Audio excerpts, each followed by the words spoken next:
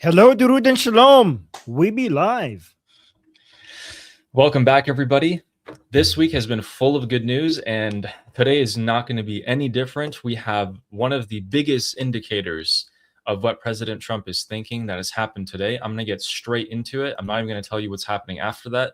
Actually, I might as well give you a preview.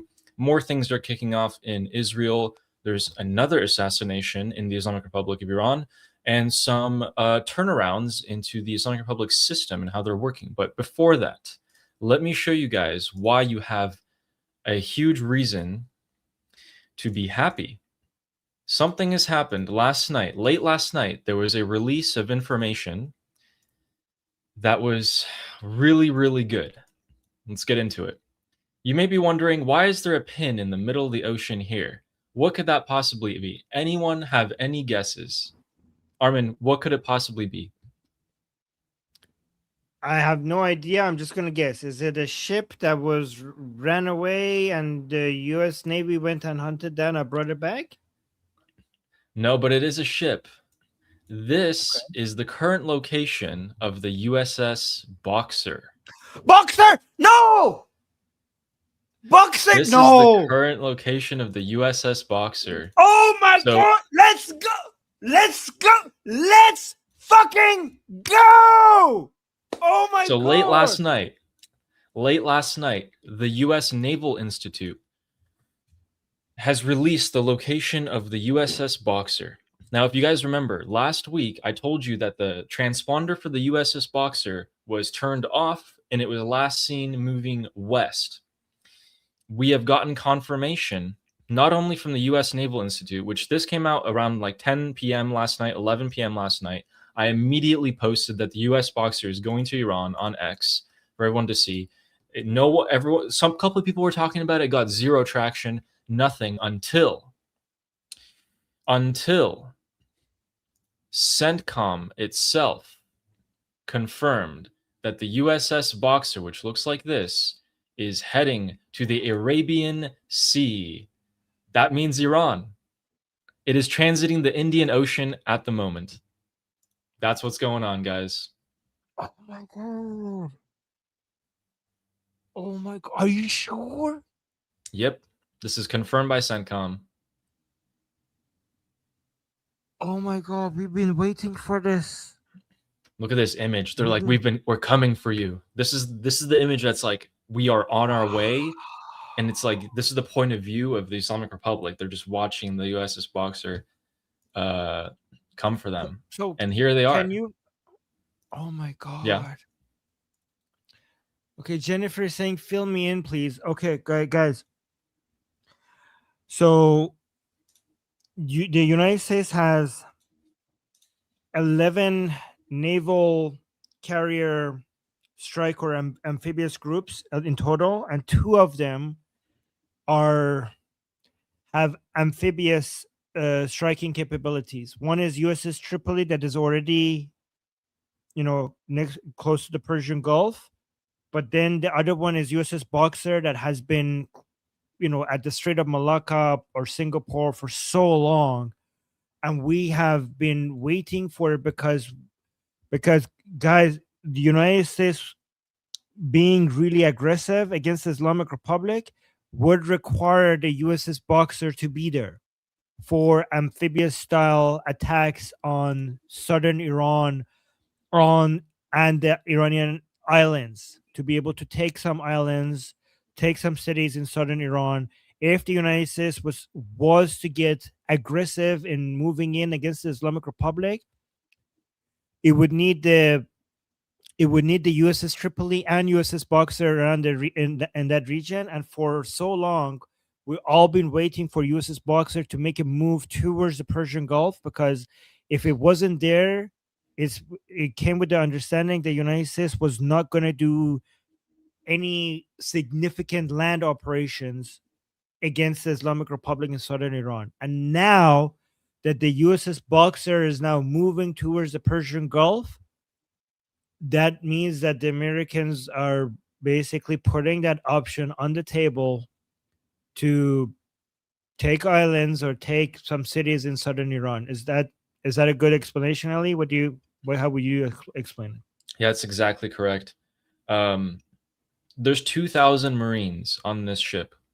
Somehow, they all fit in there. I mean, I guess in those couple of ships in that strike group, 2,000 Marines. That's a lot of teams that you can send out to take key locations.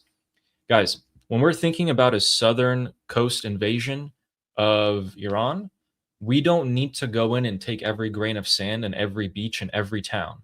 All you need to do is to take some really key spots and to strike from there other key spots, and that's it. The whole network of the transportation of oil, refining oil, shipping, all of that's gone. It's done for.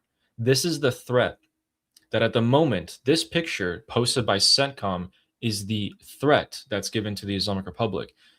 They have to now weigh, is the United States bluffing, or are they really sending the ship to start a ground invasion and take Kharg Island, Bandar Abbas, all the different ports, and cut our financial lifeline once and for all?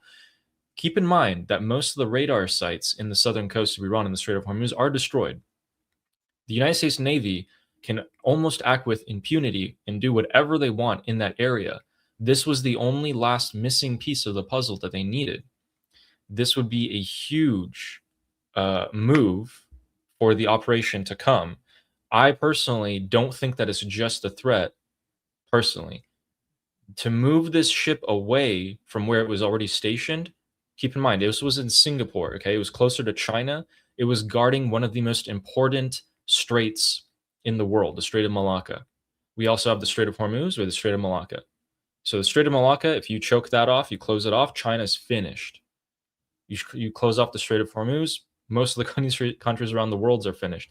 So for them to move it out of the Chinese Pacific theater and put it here is more than a threat, in my opinion. This is something that they're like, we're going to do something. And they did announce their arrival. So they should be arriving in about, I would say, a week from now. It took them a week for them to get to this point.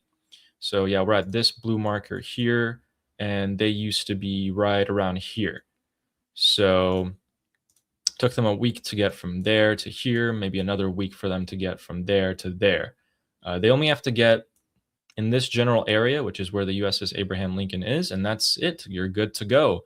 And that's probably why the radar sites on the southern coast of Iran have been struck so heavily, in particular. So the Islamic Republic are blind, they're deaf, and now they're about to have hundreds of Marines storm their beaches in the middle of the night with air cover and aerials, information, everything. Yeah, again, I'm not saying that's about to happen right now. I'm just saying that that is definitely on the card now for the near future, whether it's a few months from now, a year from now, but the USS Boxer is coming. They are coming. Yeah, and also whatever happens, that means that the United States is going to have the upper hand, even if they're just negotiating, because this is with the understanding that we could fuck you up now big time because of this being here. So the Islamic Republic is now weaker because USS Boxer is over there, because it will always now with the understanding that we could take over Bandar Abbas and get complete control over the Strait of Hormuz anytime we want, with the USS Boxer being there. Yeah, absolutely. And, So again, there's only a few key spots they need to take. In my opinion, the first spot they will take is this, Bandar Abbas, which is one of the ports that they export oil ships from. They'll take that first. They'll definitely probably take Chabahar as well. So this one is important. That's important. Bandar Abbas, Bandar Abbas, Qeshm Island, Sirik. And they probably will just stop there, in my opinion. They don't even need to go to Kharg Island because it's all the way up here. That is way in there. I don't think we need to go all the way over there. But yeah, this is huge. Remember, guys, we've been talking about this for months. We're like, the USS Boxer, that is a key indicator of things kicking off. And it's finally on its way. So that's a huge piece of news, and that's why I wanted you guys to be happy. Here's the thing, though. This will mean that, it's hard to believe that they would do that without without using it, because just leaving that the China side empty like that is a huge risk, right? Exactly. They're And taking this away from so, deterring China invading Taiwan. yeah, so that means like it's hard to believe that they're doing this without actually wanting to actually use it or something. Correct. And these were the same thoughts that we had before February 28th. Before February Right. 28th, oh, they're sending the Gerald Ford, they're sending the USS Abraham Lincoln. That's just for show. That's just to get leverage for the deal to force the Islamic Republic to do something, and then boom.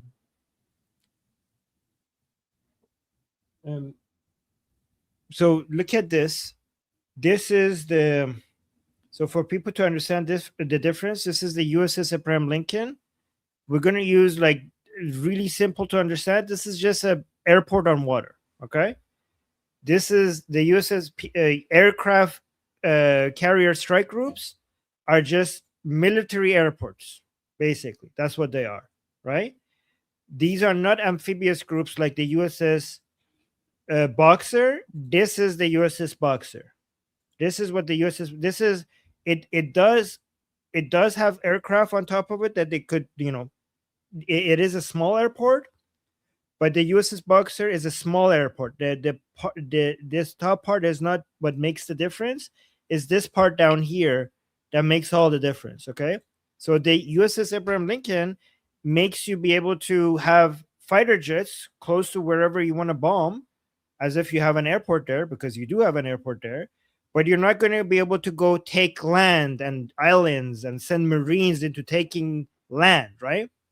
But the USS Boxer, which is a smaller airport here at the top, the feature is this thing down here, which it gives it its amphibious ability, meaning that from here down here, stuff like hovercrafts and other amphibious stuff can come out of there and basically move the soldiers and armored vehicle and other military equipment to any land anywhere without needing a port or anything on any land.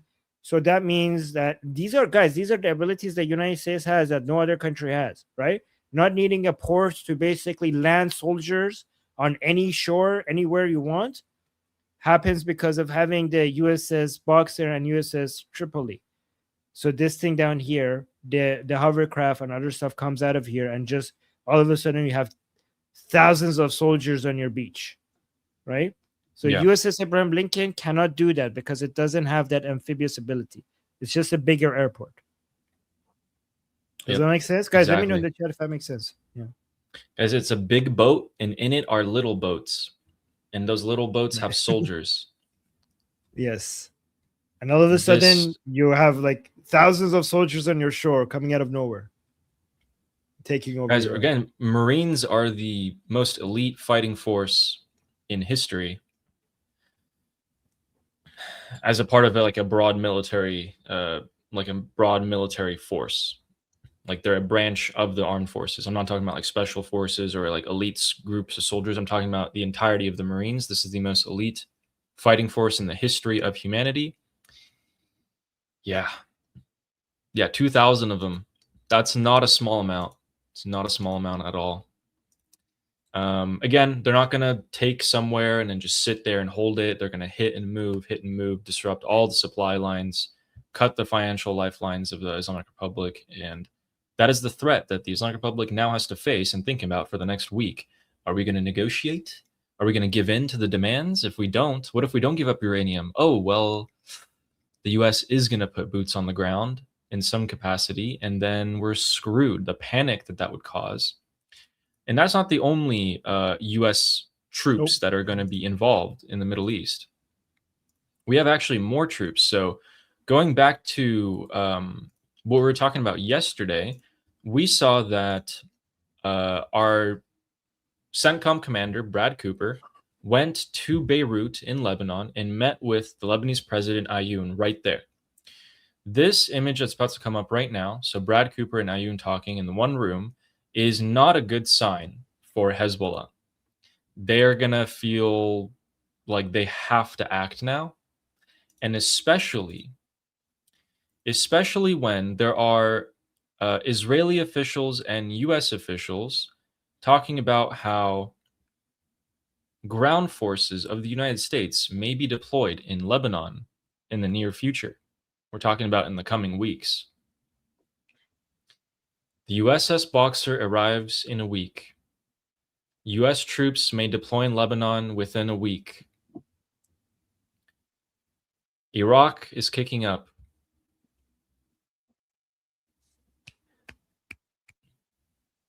This is how the MOU is playing out. These are just the facts. I mean, it's not even my opinion. This is just what's happening.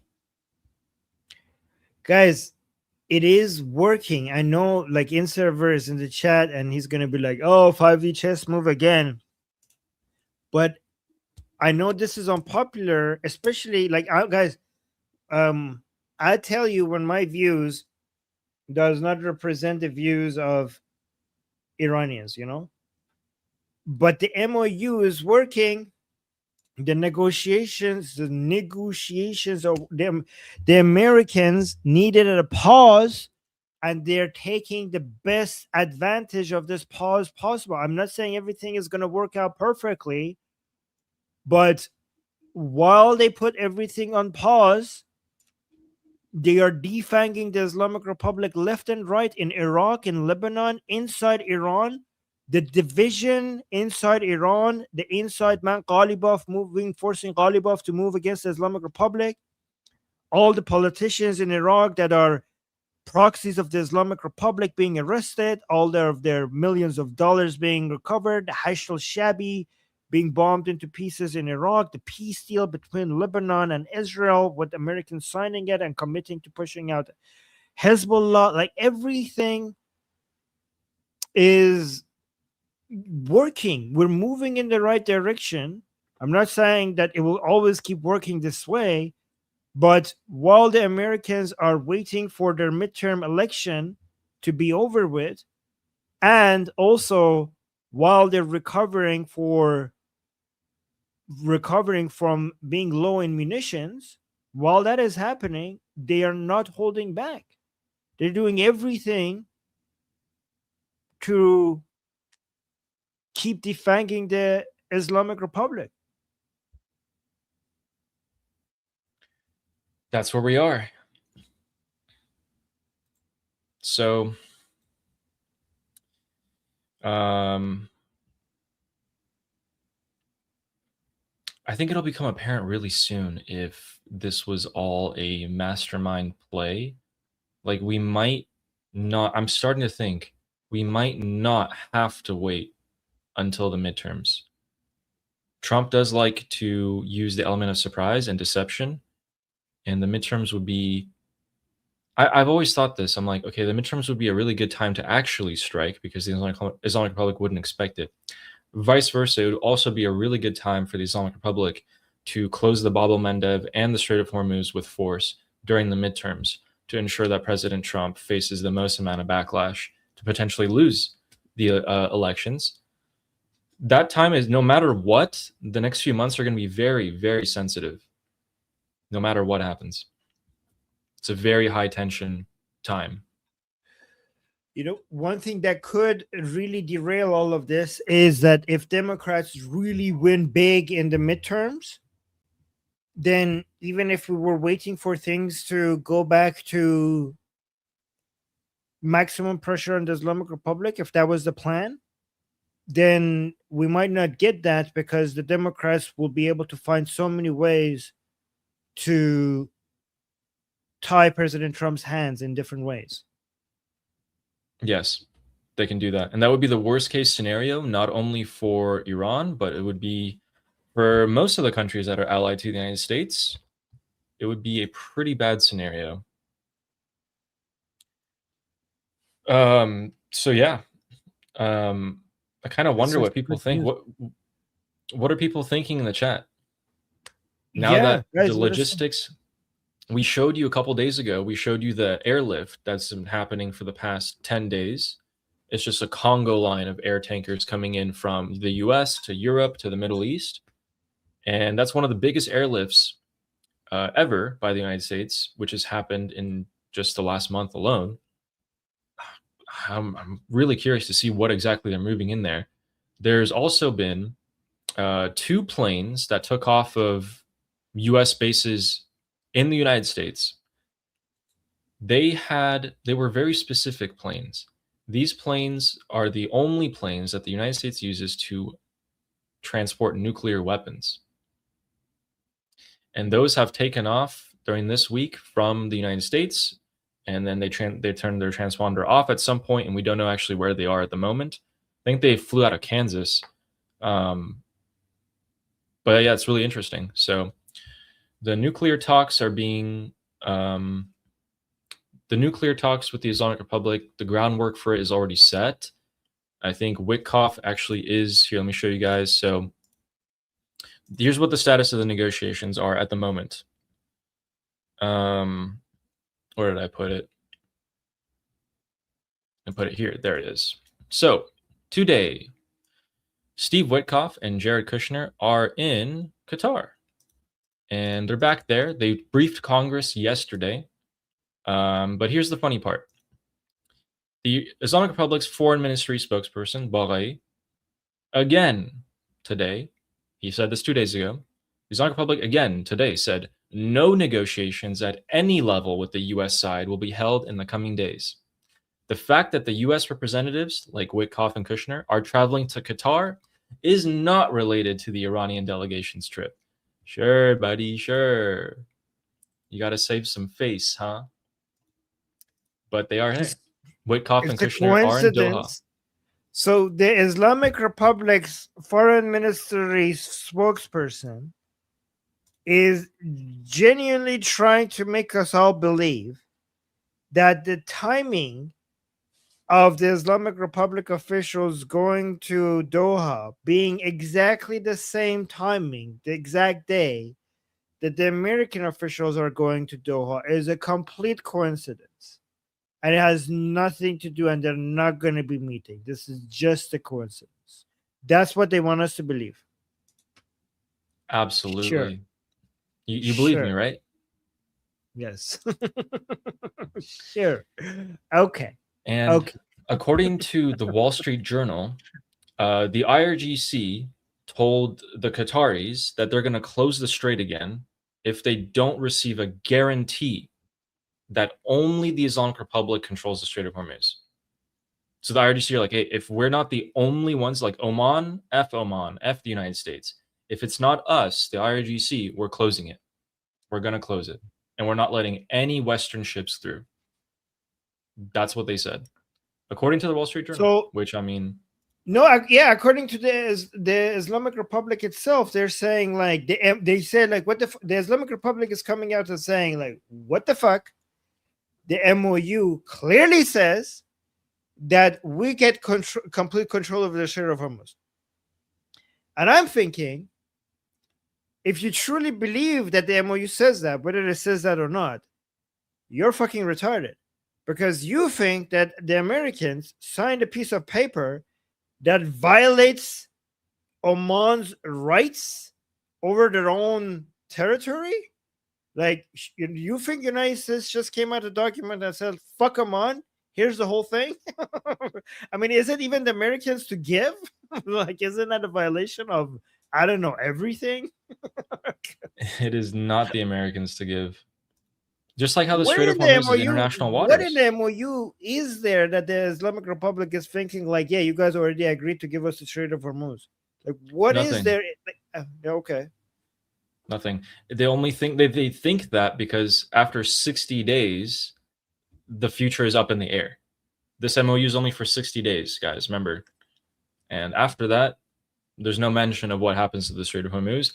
The Islamic Republic is like, hey, we're going to have tolls. The Omanis are like, oh, yeah, we'll have tolls, but also we're not going to have tolls. They're saying both things at the same time, which I don't, how do you even do that? You know what I think, Ali? I think the Islamic Republic is getting more aggressive with the Strait of Hormuz. You know why? Because they're losing their other leverage, which is their Hezbollah, And I don't know, maybe like it's getting weaker with the peace deal. So they're like, fuck, this is all we have. This Strait of Hormuz, like we're losing our proxies in Iraq and Lebanon. So if everything else is being taken away from you, you need to be more aggressive with what is left, which is now just two. I mean, there's the others are still there. It's just weekend. But if you even fear that you might lose the other ones, they're like, this, we can't let go of this because without this, we're nothing. We're absolutely nothing. Exactly. And we started saying that yesterday. So this is why you guys watch us. We have the latest news and the latest developments and we have the latest analysis. And then after this, I actually go watch Morad Vaisi. He goes live after we do. And I listen to him and I'm like, I said that. I said that like 30 minutes ago. I said that an hour ago. That's and then, good. yeah, I'm like, okay, I'm on the right track. If the top analyst, Iranian opposition analyst, Morad Vaisi, is saying what I'm saying, I'm on the right track. So Ali, listen to Ghazi, Morad Vaisi and Ghazi Zadeh as well. Okay. If you have time. If you have time. Sure. Leo, bless your heart, said, can you try to have him as a guest on your show? He would be like, who are you guys? he's like world famous. Like all the like every Iranian plays him on their TV. Like that's like it's like a household name at this point for the past few months. Yeah, he'd be like, I don't know who you guys are. Be like, stop bothering me. I'd be like, yes, sir. My bad. Sorry. So can we go through the facts real quick? I want to, just without us giving our opinion, I'd like to quickly go over the facts of what's happened to weaken the Islamic Republic and what's happened to strengthen them. So let's start with the strengthening. The oil sanctions were waived. The blockade was lifted. The Islamic Republic has sold. Actually, Said today, I remember reading this earlier. Let me pull this up for you guys so we can see how much money the Islamic Republic has made in the past 15 days. So here it is. So this is our oil expert, completely trustworthy. And he said, after the lifting of the U.S. blockade, so about what has been like 2 weeks now, a little bit more than 2 weeks, Tehran has exported 3.2 million barrels per day of oil, all to China. And he's right about this. Worth $3.5 to $4 billion. Here's the thing. The Islamic Republic has made $4 billion. I would say actually a little bit more than that because there were some back payments that they hadn't received from China, which they can now get. And here's the part. So I went and researched because I really wanted to know. Remember, we talked about this when the blockade was lifted. I was saying, well, the banks that would be buying oil from the Islamic Republic might not want to do it because they'll be sanctioned after 60 days. When the MOU is done, they have technically worked with the IRGC, which is labeled as a terrorist organization.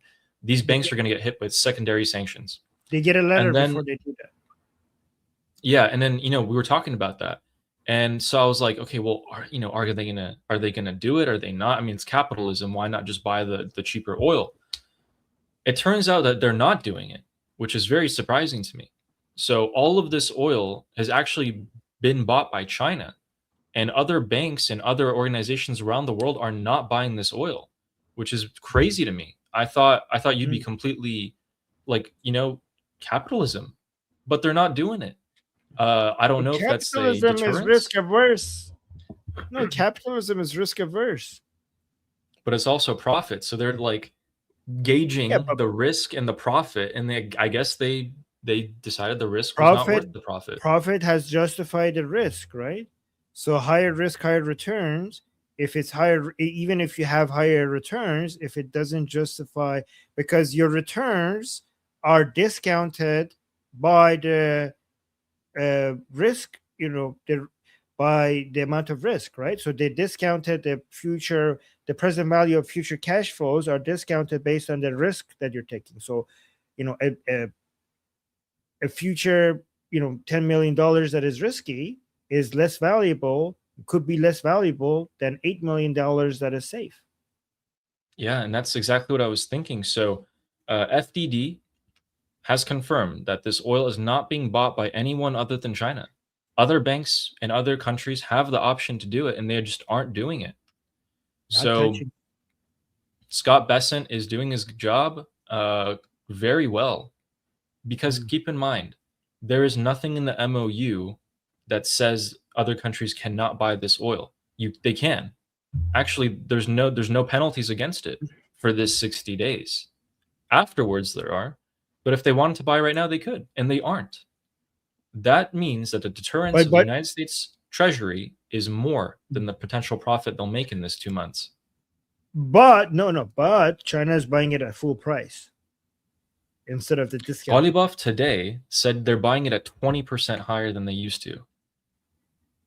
Yeah, because the sanction removal, so you don't have to sell it at even though China is buying it only, they're buying it at the ordinary price, not at the discounted price that they used to. So the Islamic Republic is making more money compared to They're before. making more money. So the blockade was lifted. But here's the thing. I think it's worth it. I know the Islamic Republic is making money, but they were already making money. Okay. The pause that you had in making them oil money is already a loss that they can never recover from, right? Wait. Let's just keep it to the facts, so we don't give our opinions to people just yet. And I want people to just see just the facts. So yeah, blockade got lifted. They're selling their oil. They've made $4 billion so far. And are there any other upsides to this? What are the positives? What has the Islamic Republic gained? They just got $3 billion, didn't they, from frozen assets from Qatar? Didn't that just happen? Qatar? Okay, so $7 billion in total.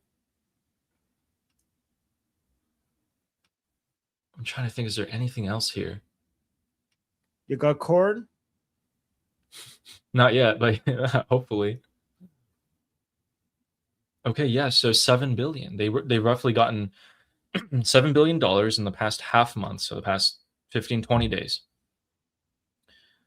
Okay, so wait, the money that they got from the oil, though, isn't that just vouchers for American food, or like all the money that they're selling, all of that is going to vouchers for American food, correct?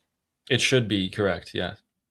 Including, what about the frozen money that is being received? That should also, Scott Bessent also said the frozen assets also come to the United States to buy food. So both the money from the oil sale and the money from the frozen assets released to the Islamic Republic is coming to them in a form of food stamps, basically. Both of them. Correct. For American food. Okay. Correct. The United States will control all of the money that the Islamic Republic has made. That is the deal. Although, why I freaked out is because when the U.S. Treasury issued General License X, allowing the Islamic Republic to sell their oil, and in the MOU, nothing was said about this. But then Scott Bessent verbally came out and said, we will control both the frozen assets and the money that they make from the oil. And I was like, okay, you know what? I, weirdly enough, do trust you more than President Trump, just personally. So, yeah, whatever you say, Scott Bessent, I believe you. And yeah, this $7 billion is going to go back to the United States. Don't just believe him. Wait for it to actually happen to see that it happens. Yeah. So that's the positive. Two things. They are two positives here. Positive for the Islamic Republic. For the Islamic Republic, yeah. Oh, actually, you can argue that they've had this time to kind of like build up a strategy. Not that we've seen it, build but missiles. You know, they got some time. Yeah. They built missiles on a very rapid pace. So the Islamic Republic has used this time to build drones and missiles. Yeah, so they're regrouping to some extent. Right. Also, okay, so let's do all the positive for the Islamic Republic. What else is that they managed to, at least at the top tier leadership, they got their act together. They filled in the power vacuum. They avoided a civil war, and people's understanding of who's what and who's in charge has now been established, right? we do have still a lot of drama and infighting at the lower levels, but it seems at the higher levels, people are like, okay, you here, you're here, you're here. At first, everything was like they all were running around like chickens with their heads cut off, but now, which is literally what happened to them. But now they're all back to okay, like let's organize this, let's figure out who's in charge of what. So they got a little bit more organized, and I think they probably are coming up with strategies of what to do next time where half of us die. Exactly. They're also actually making preparations for a U.S. invasion on the southern coast. That the commander, the one who was in charge of the Argentina bombing, the one who ordered a hit on his own son, came out today and said that if Americans invade, they will suffer thousands of casualties. So it shows that he's at least thought about the U.S. Marines invading the southern coast of Iran. So they have come up with plans. So within the Islamic Republic, most of the analysts of the Islamic Republic are under the impression that a third war is coming and it cannot be stopped, right? And they're preparing for it, and they think that, just in the same way that we were waiting for USS Boxer, their prediction was like at one point or another, Americans are going to come and try to attack from, the soft belly of the cat, from under Iran, because Iran is like a fortress from all sides except under the belly of the cat, which is the Persian Gulf, right? So this is yeah, exactly. Most of Iran is like a fortress, except that southern part. That's where you could bring ships and everything and do what you get into, right? So at some point, the Islamic Republic. By the way, Ali, we were exactly here before. After the 12-day war, we said that, yep, they're going to come back. The 12-day war is not the end of it. And then the 40-day war happened, and it was not a surprise, right? Now, people are we're exactly in that situation. Everybody is saying that at one point or another, we were going to have a third, like the 12-day war was the first one. Then we had it was a 40-day. That Epic Fury was 40 days, right? Wasn't it? I forgot. Correct. Then we have the 12-day war. Then we had the pause period. Then we had the 40-day war. We have a pause period now. People are saying the third war is coming. The third war is coming. Exactly. We're back in the same spot where everyone agrees another fight will happen. Even the Iranian regime, the Islamic Republic, believes that a third war is coming. So we're back where we are, back where ships are coming. People are still saying, oh, that's just deterrence. Everyone's saying, yeah, third war will happen. A lot of the same patterns are repeating. Remember when we were saying that all of this military asset moving towards Iran is not happening for no reason? Right? Remember when we were saying that? And well, now we're having USS Boxer. It's interesting because when USS Abraham Lincoln and stuff were coming to the Persian Gulf, those stuff are used for aerial bombardment. And what do we get? Aerial bombardment. Now the USS Boxer is coming. Those stuff are used for ground invasion on your shores. So correct. If we repeat the same trend before, we might see ground invasion by U.S. Marines in southern Iran. So correct. there's that. So those are the positives of the Islamic Republic. Okay, so again, quickly, the positives are you guys, if you see this being talked about tomorrow, just remember you saw this nowhere else. I'm not saying why am I not seeing this anywhere else? Ali is bringing this to us before anyone else. I'm looking everywhere. How did you see it, Ali? Like that?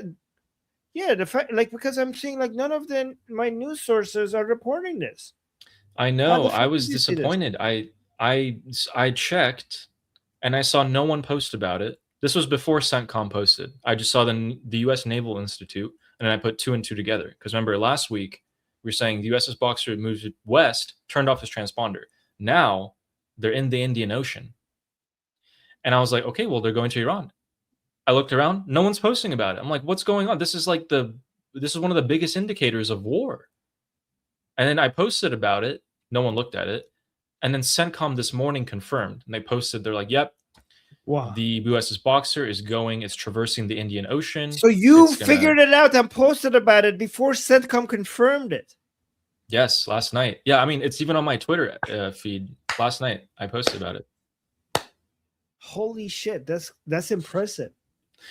So those are the positives real quick. They got 3 billion of frozen assets unfrozen. They've made 4 billion, if we're being a little generous, off of oil. These are all going to be food stamps. They have to give this money to the US. The US gives them food in return and medical supplies and other things. Okay. They have they're building a lot of drones. They're uncovering their underground bunkers to get missiles out. They're building strategies on how to deal with the US militarily, which, I mean, they had 47 years to come up with strategies against the US, and we saw what happened. So this is the United States military we're talking about. So this is what's going on. Okay. These are the positives. They also largely are coordinated at the very, very top. Not completely, I would say maybe like 70% coordinated. And then the negatives of the Islamic Republic. The Islamic Republic has some major proxies at the moment. And I will get into a piece of news that I think other people have also missed. Hamas, Hezbollah, Popular Mobilization Front, Fatimiyun, Zainabiyun, they have multiple proxies, okay? Hamas is done. Yesterday, the IDF filled up their base with cement, never to be used again. Hezbollah's southern command in Lebanon got blown into the air with one of the biggest explosions in modern times, detonations. Their southern headquarters are done. Brad Cooper, commander of CENTCOM, is in Lebanon talking about how he's going to use U.S. forces and equipment to help the Lebanese military kill terrorists in Lebanon. The Islamic Republic has figured out that their proxies are being destroyed one by one, because even in Iraq, Prime Minister of Iraq, al-Zaidi, has chosen to arrest all of the corrupt politicians in Iraq, which are, it's probably like what, over 90% of all the politicians there. And he's going after a lot of the politicians loyal to the Islamic Republic in the IRGC. Not only that, he has given them exactly 90 days from today for all of the terrorist militias in Iraq to disarm. If they don't disarm, the Iraqi military will go in and disarm them by force. So they have 90 days. They have until September 30th to disarm. So the Islamic Republic has figured out that their proxies are going to get destroyed no matter what, and they have turned their focus back onto the Strait of Hormuz. They started hitting ships again to deter that, because their only leverage is that ships are stuck, the price of oil goes up, everyone's appetite for war goes down because everything's expensive. Even that's been taken care of. That's even been taken care of, and I'll show you guys more proof of that. But also, Armin, did you hear that Pakistan started attacking Afghanistan again? No. So there's more airstrikes by the Pakistani Air Force against the Taliban. The Taliban don't have an air force, so they're just getting obliterated left, right, and center. And there's more and more airstrikes. And it turns out with a high likelihood, and I've been trying to confirm this since last night when I thought about this, that the terrorists that they're blowing up in Afghanistan are not actually Taliban. They're Fatimiyun. And I'm trying to confirm this because a lot of people are speculating, but I want hard evidence that these guys are Fatimiyun. Who's Fatimiyun? The people Pakistan is attacking? So yeah, the people of Pakistan are attacking in Afghanistan. Why would Pakistan be worried about Fatimiyun? I don't know. That's the thing. Fatimiyun is a proxy of the Islamic Republic. Why are they hitting it? I know, but Pakistan is more worried about Taliban terrorists right now. So they wouldn't Pakistan doesn't want it. So I don't know. I would be surprised if that's the case, because Pakistan is not interested in starting a fight with the Islamic Republic. at They're all. not. They're having their own problems with these Durka jihadis. Like, it's interesting. They support these terrorist groups, and now, guys, every time people support terrorist groups, they end up regretting it at some point. I don't know why they keep doing it, but anyways, they probably are attacking uh, um, Pakistan Taliban in Afghanistan. So we have Afghanistan Taliban and we have Pakistan Taliban, which is takes refuge in Afghanistan every time they were trying to hide from Pakistan government, and they go into Afghanistan and bomb them. So that might be. I think Pakistan is attacking Pakistan Taliban. Could be that. Could be that. Yeah. So I need hard evidence that these are fought immune terrorists being blown up, but otherwise, you're completely right. So Yeah, but going because Pakistan does not want to start a fight with the Islamic Republic. They have too many problems, and attacking their proxies over there will stir a whole bunch of shit up that Pakistan is not ready for. completely right. So the proxies are being dismantled at a visible pace of the Islamic Republic. They're being dismantled. Lebanon is about to fall to the Lebanese military and the IDF. I think already 20% of Lebanon's land is already used as a buffer zone by the IDF. The southern headquarters of Hezbollah is gone. Lebanese military is now deploying. The U.S. military might be joining them in Lebanon. Iraq, we're seeing what's happening there. So it's not looking too good for them on that front. The other negatives, the Islamic Republic, they can't build any more ballistic missiles. Aren't they not getting missile components from China through land routes? They are. They're getting dual purpose. Yeah, they're getting dual purpose components. But most of the missiles that they're getting now is because they've dug out the bunkers that were closed, and they're bringing the missiles from there out and hiding them in other spots. But they can't. This is it. Everything that they can use. If we close the bunkers again, we go back to square one. So the proxies. My mind's blanking. I don't know why it's blanking. There's so many negatives here. Here, I'll tell you. The internal division, Ghalibaf moving against the IRGC, coming out and stating it publicly that we need to take the economy away from IRGC, hinting at that. The first mention of the move to completely remove the IRGC from the Islamic Republic being uttered by one of the highest level analysts with ties to the intelligence units within the Islamic Republic, normalizing even talking about that, right? Ali Khamenei's funeral coming up in just a few days, in 4 days, and possibly that happening without Mujtaba showing up, which will become a huge, devastating blow to the legitimacy of the Islamic Republic, and it will cast a lot of doubts regarding whether he's alive or not, or whether a coup d'etat has already happened within the Islamic Republic, right? So we basically have, if you want to, the Assembly of Experts coming out, and in the internal division within the Assembly of Experts itself. So within Iran, we have internal divisions. In Iraq, the Islamic Republic is losing. In Lebanon, it's losing. The Strait of Hormuz not having much of an impact on global economy, not being a leverage that the Islamic Republic thought it was. It doesn't have that deterrence capability. It was hoping that if it closes the Strait of Hormuz, oil prices would immediately jump to $200 per barrel. It never did that. It's still a headache for the Americans, but only for the midterms. It's not enough it's not enough headache for the Americans for them to avoid going to war once the midterms are over.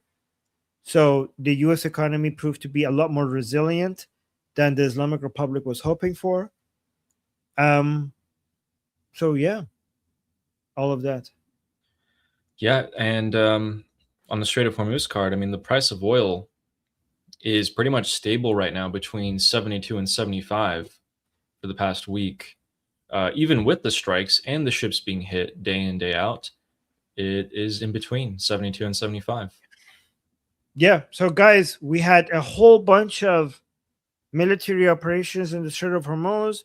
2 commercial ships were attacked. Qaish Island and Sirik Island were bombed multiple times.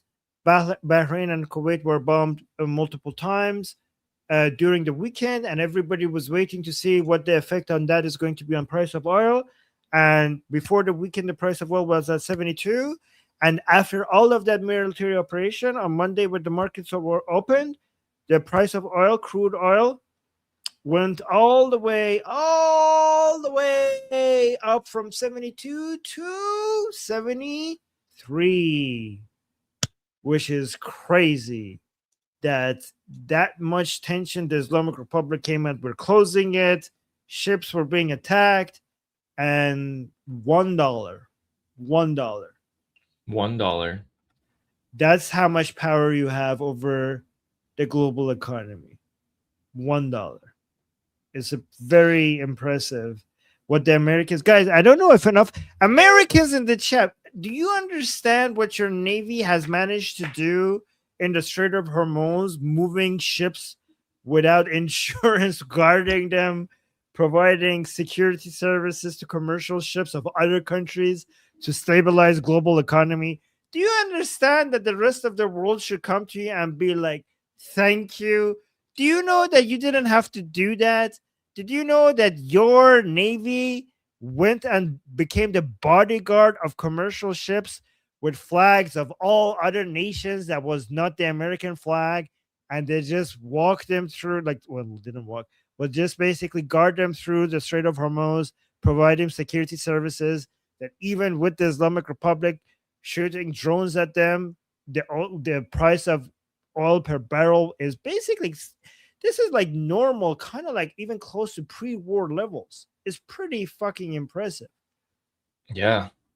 And the price of gas has stayed a little bit high, but President Trump has come out on Truth Social and for the past week twice called out gas companies, and specifically by name, like Shell, Chevron, and blamed them for the price of gas at gas stations being high.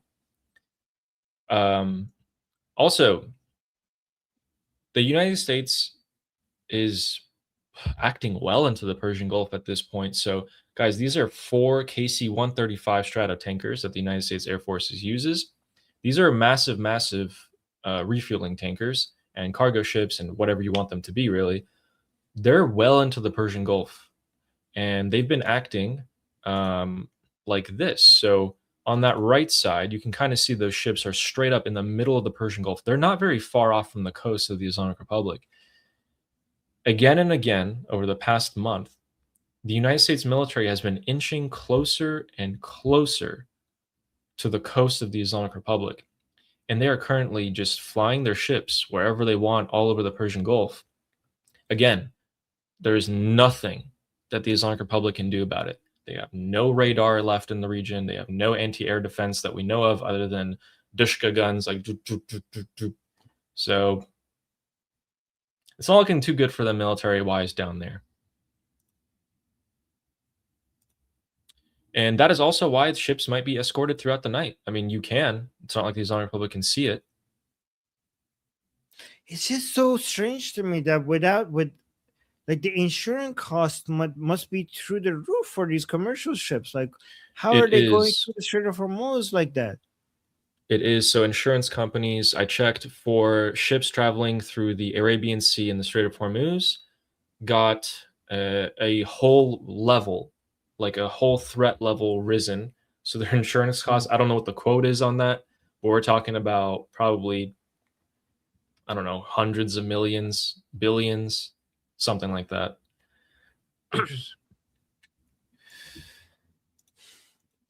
All right, so here's what we have coming up. We're going to read the super chats real quick, but after that, what we have is, guys, Ghalibaf is the face of the Islamic Republic. He came out with an interview today, a quite lengthy one, but something strange. He said a lot of interesting things, but something strange happened.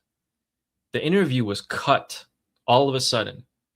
All of a sudden, it was cut. It was being aired. They cut it and they said, we'll give you the rest tomorrow. That was their official excuse.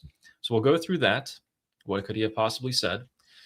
Israel Katz and Bibi Netanyahu have been talking more and more about Operation White and Blue, where Israel might be acting completely independent of the United States and attacking the Islamic Republic. We're going to be talking about how multiple figures in the Islamic Republic are talking about getting revenge on Trump and assassinating him. Even newspapers have come out putting crosshairs over the face of Donald Trump. Pezeshkian has come out and said that the supreme leader was completely behind everything that's happened so far, even though, he might say otherwise, which, whoa, okay. And what the diaspora outside of Iran can do to support the Iranian people, this will be your week to shine. Hamas, their political spokesperson, said something very interesting about Mojtaba Khamenei, which he shouldn't have said, and the Kurdish separatists who are still fighting in Iran. We have an update for that. So all of that, plus the funeral preparations for Ali Khamenei, we got those all coming out, along with Ejei. There's news about Ejei in the Islamic Republic. He's the judiciary head who is in charge of all the death sentences that have been happening over the past God knows how long. So yeah, let's read the super chats. So we have Joanne, who became a YouTube member. Thank you very much for joining. Appreciate you. Okay. And BT says about the USS Boxer, if we're arriving for the 4th of July fireworks. That's some, oh yeah. I mean, it would be glorious. It'd be glorious. Just for you, BT. Ooh, wouldn't it be great if if Iran, the Islamic Republic, fell on 4th of July? That would be glorious. Yeah, we could share an Independence Day. Yes. Thank you, BT. And Shauna says, Armin, does this change your thoughts about the suit strategy with the Inside Man? Well, if it does, if the USS Boxer arrives in the area, it would actually improve the position of Ghalibaf, right? Because Ghalibaf has to be worried about how he can maintain his position when the rest of the Islamic Republic is not worried about the reaction of Americans. If the Americans leave, his use case will, be not be there anymore, and then people could start stabbing him from all sides, all the people that he's holding back. So a heavier military presence of Americans in the region will strengthen Ghalibaf's position right now within the Islamic Republic. Is that how you see it, Ali? That's pretty much how I see it. He's kind of at the mercy of the Islamic Republic, at the United States. He said something in his interview today, Armin. He said, it is to our benefit to keep the Strait of Hormuz open so ships can flow. That sounds a lot like what President Donald Trump's been saying for a long time, Ghalibaf. Which side are you really on? It's so strange of you to say that. Yeah. Very suspicious. Very Zionist of you. Let's get this. We say that because we're trying to encourage the division within the Islamic Republic. Yeah. Oh. And guys, Armin's going to make some memes about to fuel more division within the Islamic Republic. So Fleshy said, wasted super chat, no target. I did put a target actually right after he said that. And the description of the target is, sorry, Fleshy interloper. Oh, he always reminds me. Thank you so much. Thank you. Yes, do that. Okay, wasted. Oh no, no. It's not wasted, but thank you, Fleshy. Thank you, though. No. Fleshy's a huge supporter. I appreciate you so much. Thank you. And thank you. Takax Janos said, at top speed, Boxer can be at Bandar Abbas in 3.2 days. Yeah, they can. Mm-hmm. But here's the thing. The USS Abraham Lincoln, we said the same thing about it previously, and the Gerald Ford and all of them. They do like to take their time. They don't like to have their capabilities be shown because Chinese satellites are watching them almost 24/7 at this point. So but also it uses a lot more fuel, and there's a rush, but there's no real rush right now. They can start whenever they want. Just the mere, guys, even without even arriving, just the mere fact that it's moving in this direction is already intimidating enough. Okay, the USS Boxer is intimidating even, but if it just looks in your direction, that by itself is intimidating. Yep. Thanks, Janos. And General Patton says the Marines are the only ground force the president can use for ground operations without congressional approval. Something to think about. Ooh. Is that right? It's almost like the Marines were created for that. Wait, is that right? Absolutely true. Yes, he is the commander-in-chief of the armed forces, and the Marines have some special rights there. But it's to an extent. It's not like he can do whatever he wants, but yeah. Wait, hold on. Let me double check. Let me double check before you go. Under Article 2 of the U.S. Constitution and the War Powers Resolution, which is the president. Okay, this is wrong. The president and the commander-in-chief has the authority to deploy any branch of the U.S. military, including the Army, Navy, Air Force, and Space Force, into us. So it's not. It says it's not just the Marines. For it's ground also operations. Yeah. Okay. I think the U.S. Constitution allows the president to do this with every part of the military. Even better. Let's bring them all in. Let's bring everyone in. That's what I would do. Okay, interesting. Thank you, General Patton. And we have Amir saying maybe the price to bribe Allah always was corn, wheat, and soybeans. And hay. No, and hay. And hay. Don't forget the hay. I mean, that would make sense because no one's tried that until now. Yes. You know, when Donald Trump is saying praise to Allah and all of that, maybe he's really read up on his Quran and stuff. Maybe he knows what he's talking about. Maybe. Thanks, Amir. Appreciate you. And Fleshy says, you forgot Ghalibaf selling everyone out. I think it's so crazy that he said this. It benefits the Islamic Republic to have ships flow through the Strait of Hormuz. Because, guys, it's the exact opposite. If ships are stuck in the Persian Gulf and they can't get out, price of oil is high, the Islamic Republic has leverage. Everyone gets tired of fighting this war. The ships leaving, the Islamic Republic is watching their leverage leave with their own eyes, especially if they don't charge tolls and make money from it, which they're not. I mean, don't forget, Ghalibaf recently came out and said that we need to take the economy from, he's used code words. We need to take the things, everything from the launcher boys so that we could grow their economy. Basically, publicly saying that the era of the IRGC needs to be over. That's what he was saying.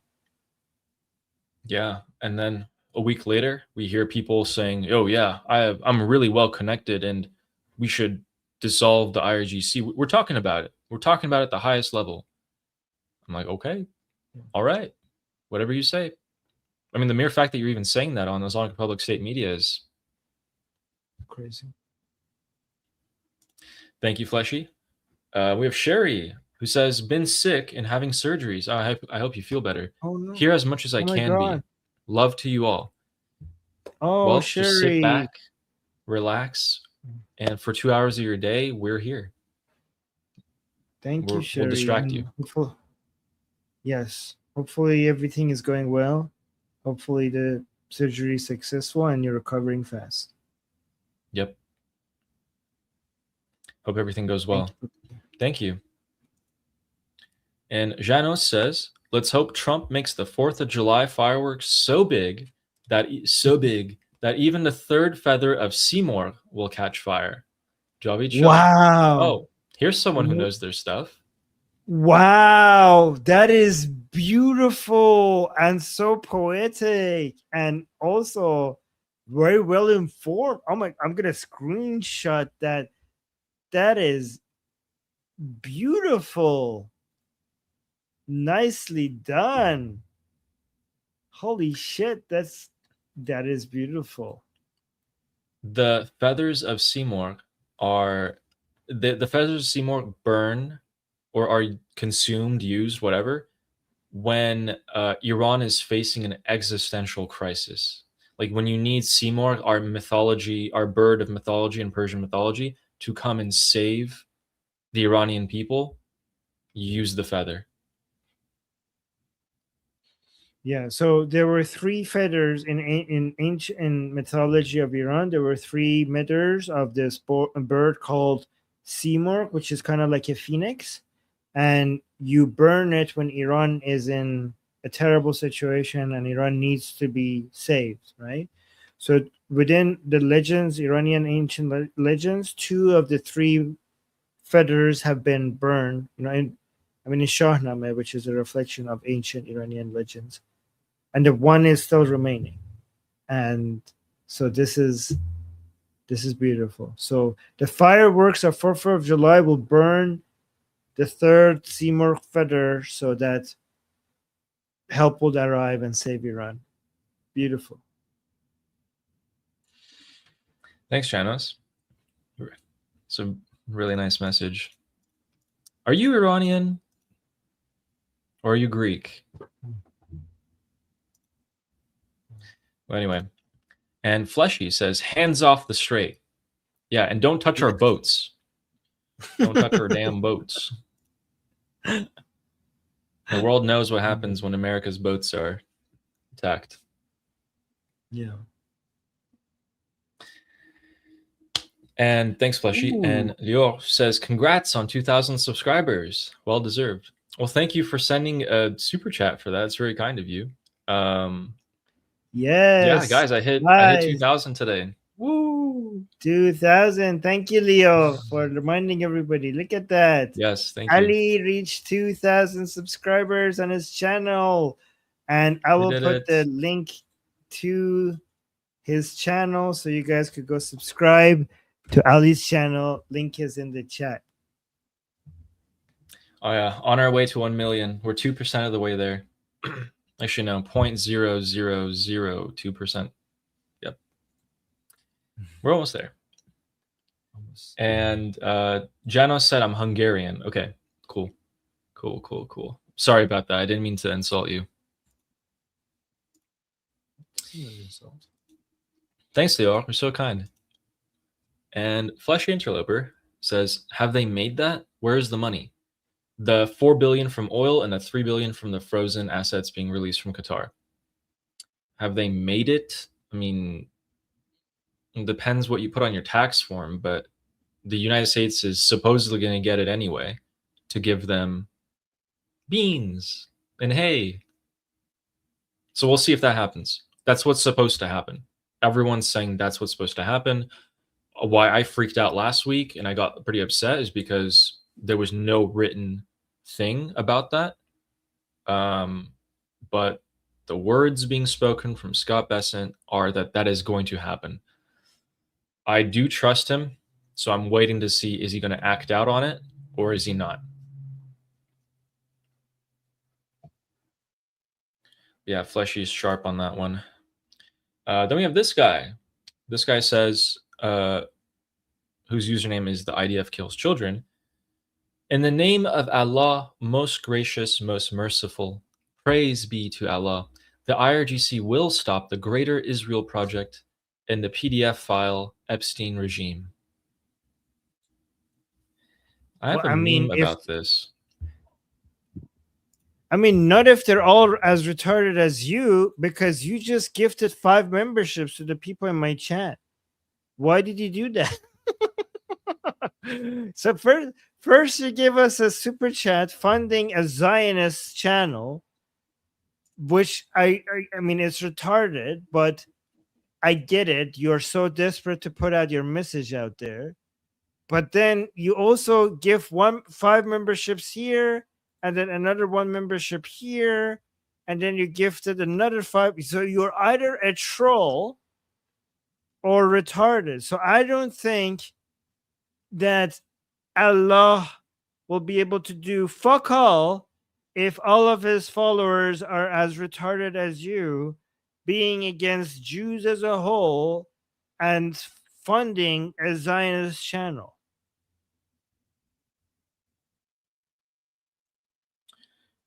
Do you guys remember that? I had that meme ready. I don't know where I put it though.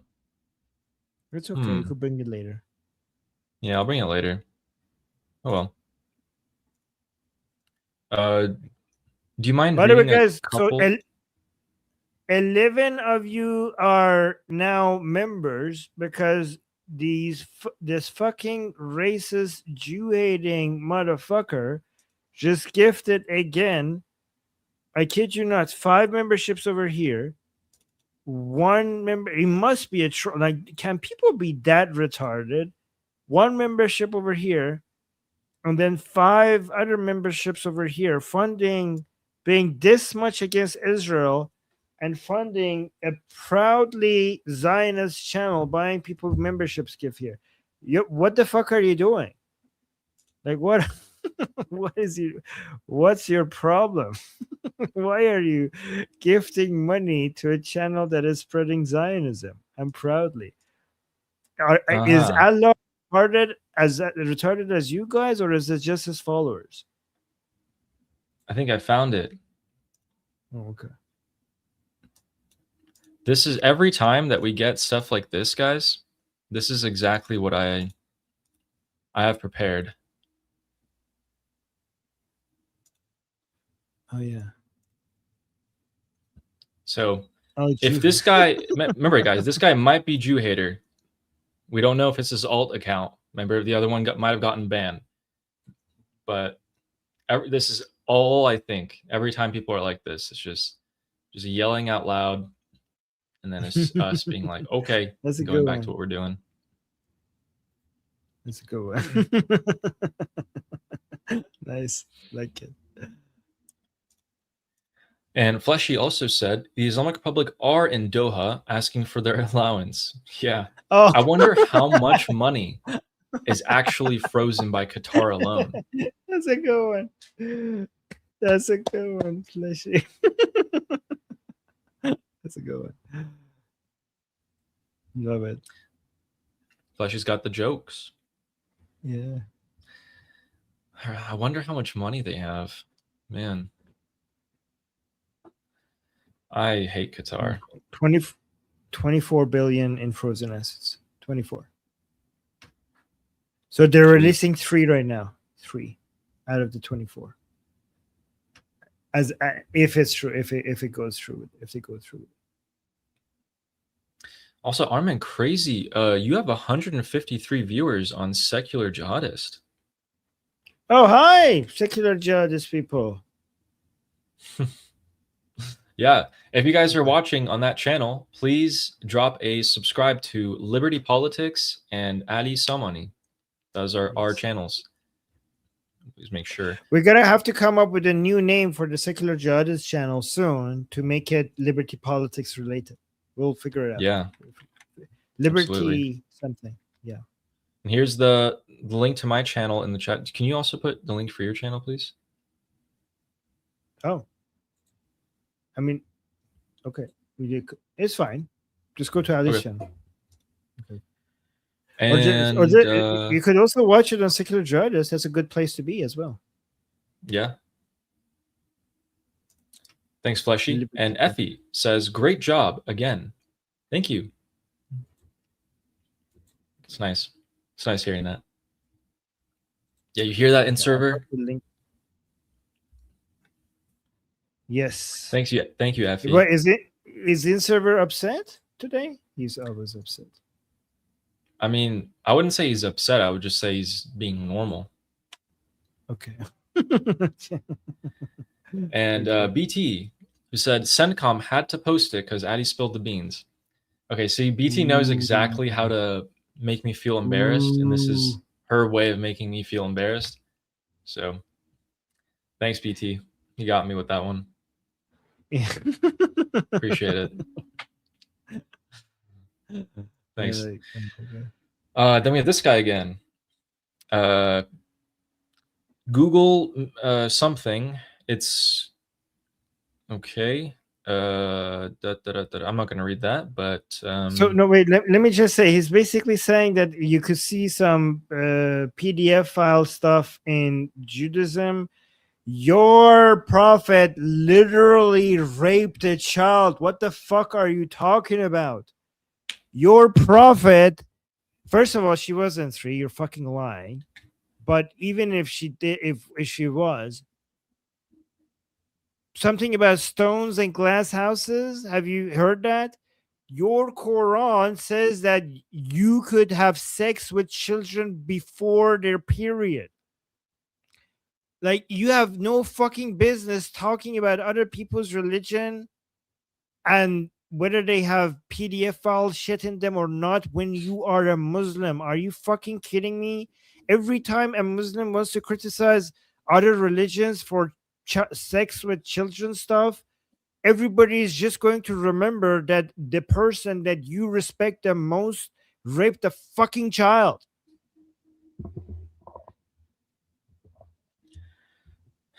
barbaric. And Fleshy, who says traffic in Strait is about 40% open.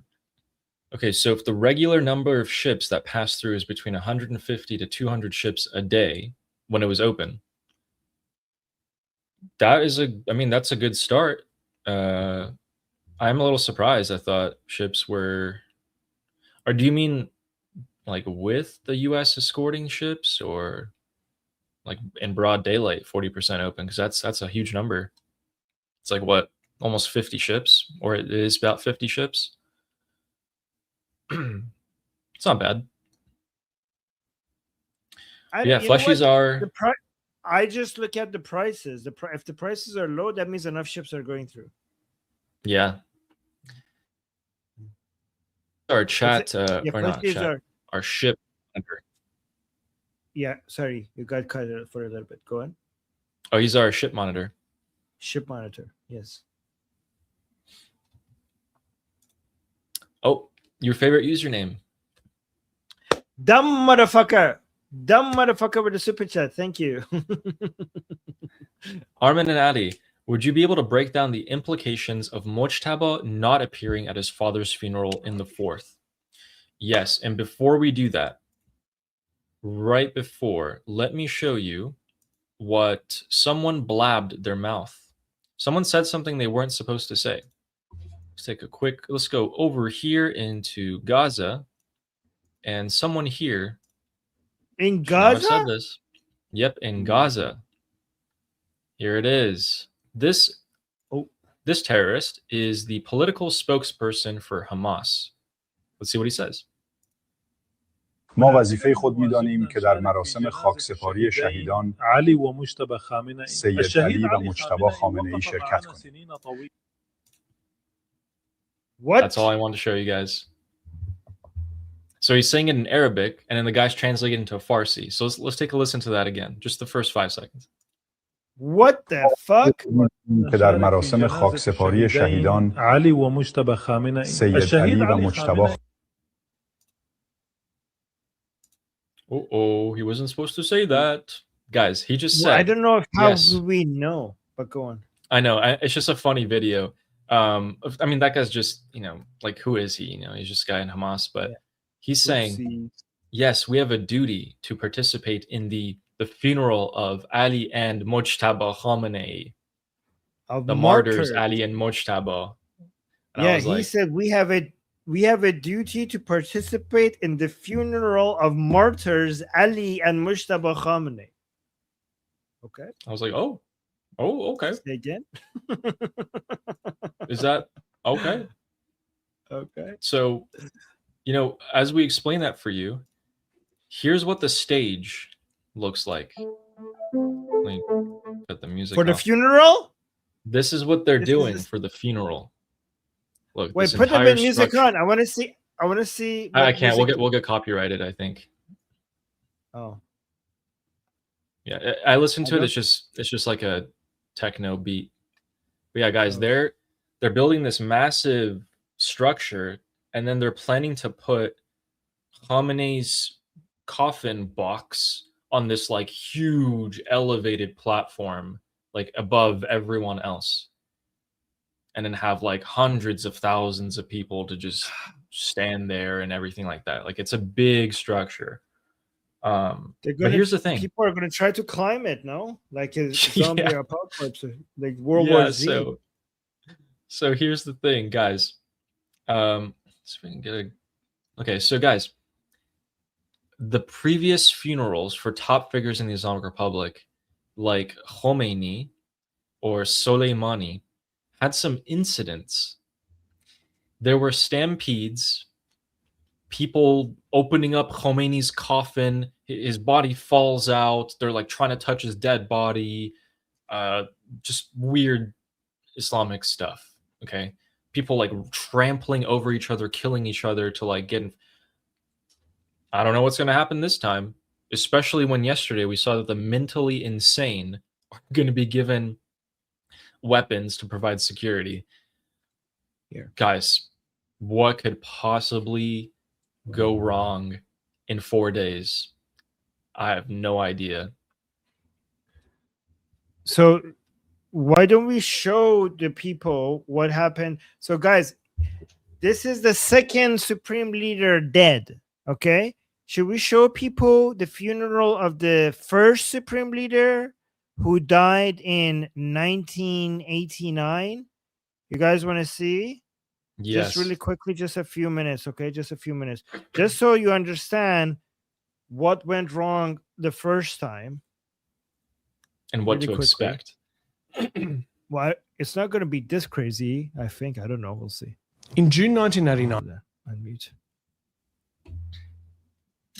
In June 1989, something incredible and extremely memorable happened in Iran. But it barely made news headlines in the West because it happened on the same day as the Tiananmen Square massacre in Beijing. But once you see this event, you're never going to forget it. On the 6th of June 1989, a helicopter was approaching the Paradise of Zahra cemetery in the southern suburbs of the Iranian capital, Tehran. On board was the body of the supreme leader of Iran. To Iranian people, this day is a day of great sadness.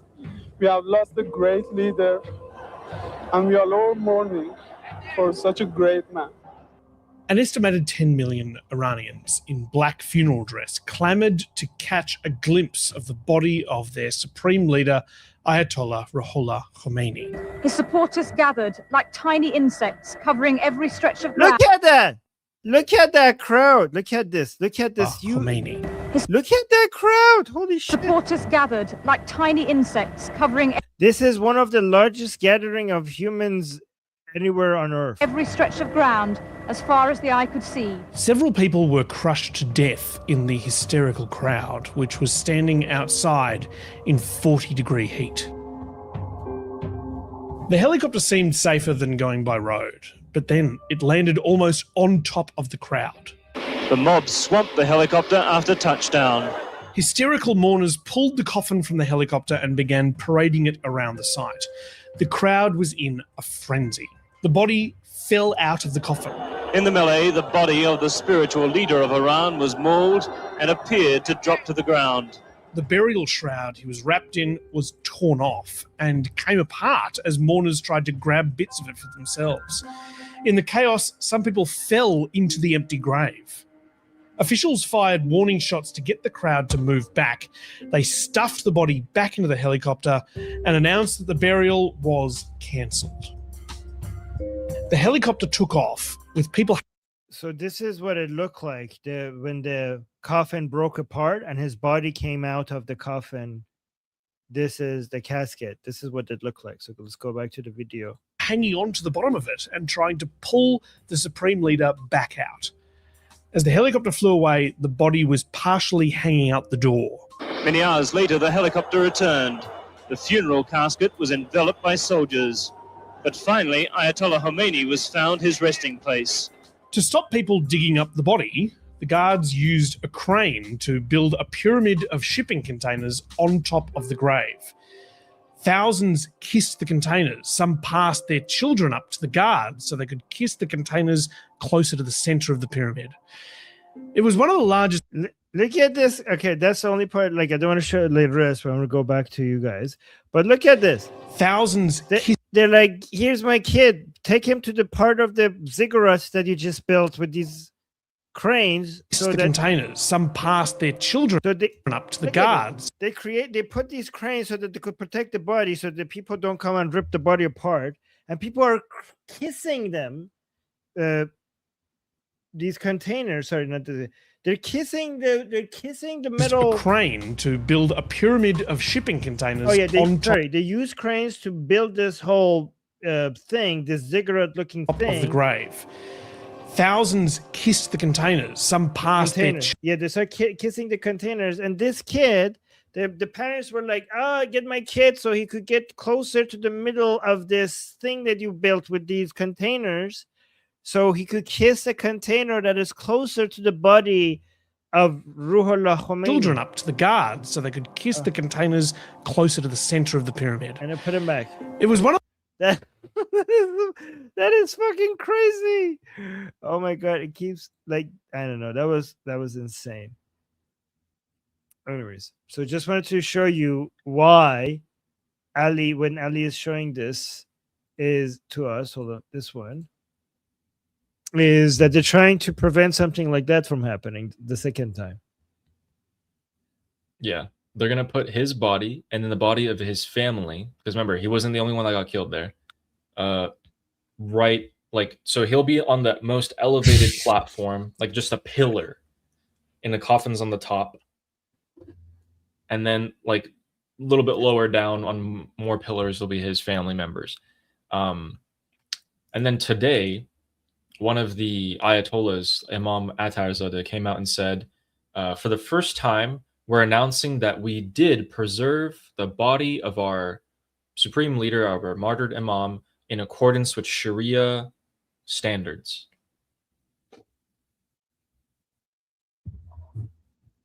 Does a fridge count? I don't know. So whatever they did, there's something left, I think. Maybe like something. I don't know. I know exactly the conditions of Ali Khamenei's body right now. And I have and I think I'm almost certain of this. When you leave a food that you meant to eat later tomorrow in the fridge, in the back of the fridge, and then you forget about it and you put a whole bunch of things in the front, and then a few months later you're cleaning the fridge and you find it and it's all like mushy and gross, and you forgot that you even put it there, right? That is exactly right now the conditions of Ali Khamenei's body. Exactly that. Oh,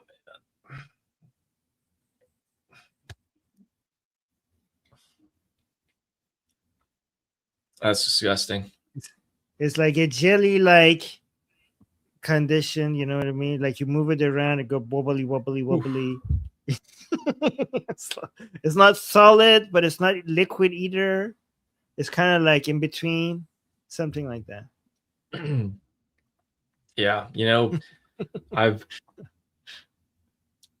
we used to get frozen.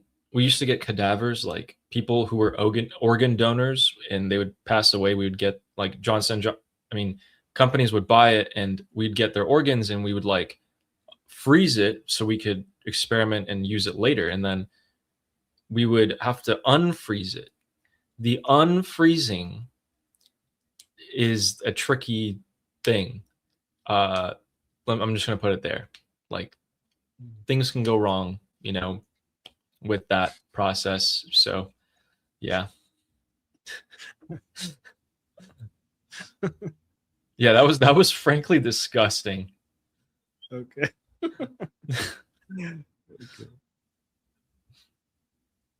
But oh yeah, so we should answer his question. So Mujtaba not being there. Ooh, okay, yeah, great question.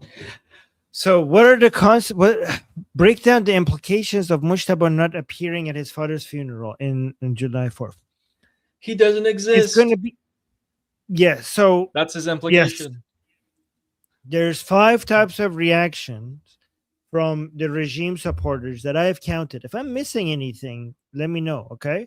So here are the 5 reactions by the regime supporters to Mujtaba not being present at the funeral. Only 1 out of 4 out of 5 works in favor of the Islamic Republic. The other 4 is bad. 1 out of 5 will cope and come up with their version of justification for why this is okay, right? There's going to be a group of people who are going to say he's fucking dead, he's dead. They're not. We don't have a supreme leader, which means that they will lose all faith in the regime because there's no supreme leader and everybody's lying about it.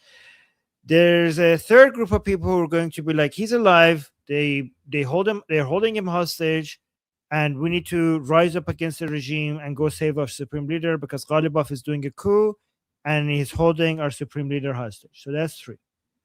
4th type of people are going to be the people who don't know what's happening, and they know that the regime is not being transparent about what's happening, and now they're going to be a lot more skeptical about whatever the regime tells them. That's 4. The 5th reaction is the supreme leader, people who turn against the supreme leader himself, considering him weak and unworthy of being a supreme leader, and has been chosen to be the supreme leader by mistake. These are the 5 reactions that I think that I can think of from the regime supporters in reaction to the supreme leader not showing up. And other than the coping one, the other 4 is going to reduce the legitimacy of the Islamic Republic even below what it is right now. And I would say that the support for the regime is already below 1%. Guys, I used to say below 5%. I am almost confident right now that as things are, there is support for the regime is below 1%. And if Mujtaba Khamenei doesn't show up on July 4th, it will be even lower than what it is right now. So many people are going to give up on the regime, and they think that the Islamic Republic has been taken over by Zionists and imperialists, and this is fucking over. They lost. So many people are going to think that. Which is, I mean, and the regime knows that. Now that I'm thinking about it, they know that they're losing support for the regime that currently exists. So I think they're going to try and rebrand themselves. And that's what Ghalibaf's trying to do. That's why we heard about them trying to dissolve the IRGC, maybe call it something else, break it up into different fragments. Maybe that's their strategy. So yeah, that's what would happen. Well said. That's exactly what happened.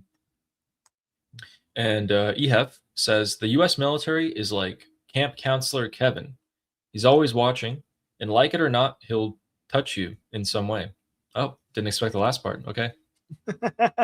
Like it or not, huh? Touch you where? Okay. Hey, this is my safety square. Don't touch me. Interesting, EHEF. That's that's an experience. Thank you. And Jeff Lee says socialists tend to be jealous of the United States of America. Is that true? Yes. Well, a lot of, I mean, socialism and Marxism requires a lot of jealousy for anything that is successful.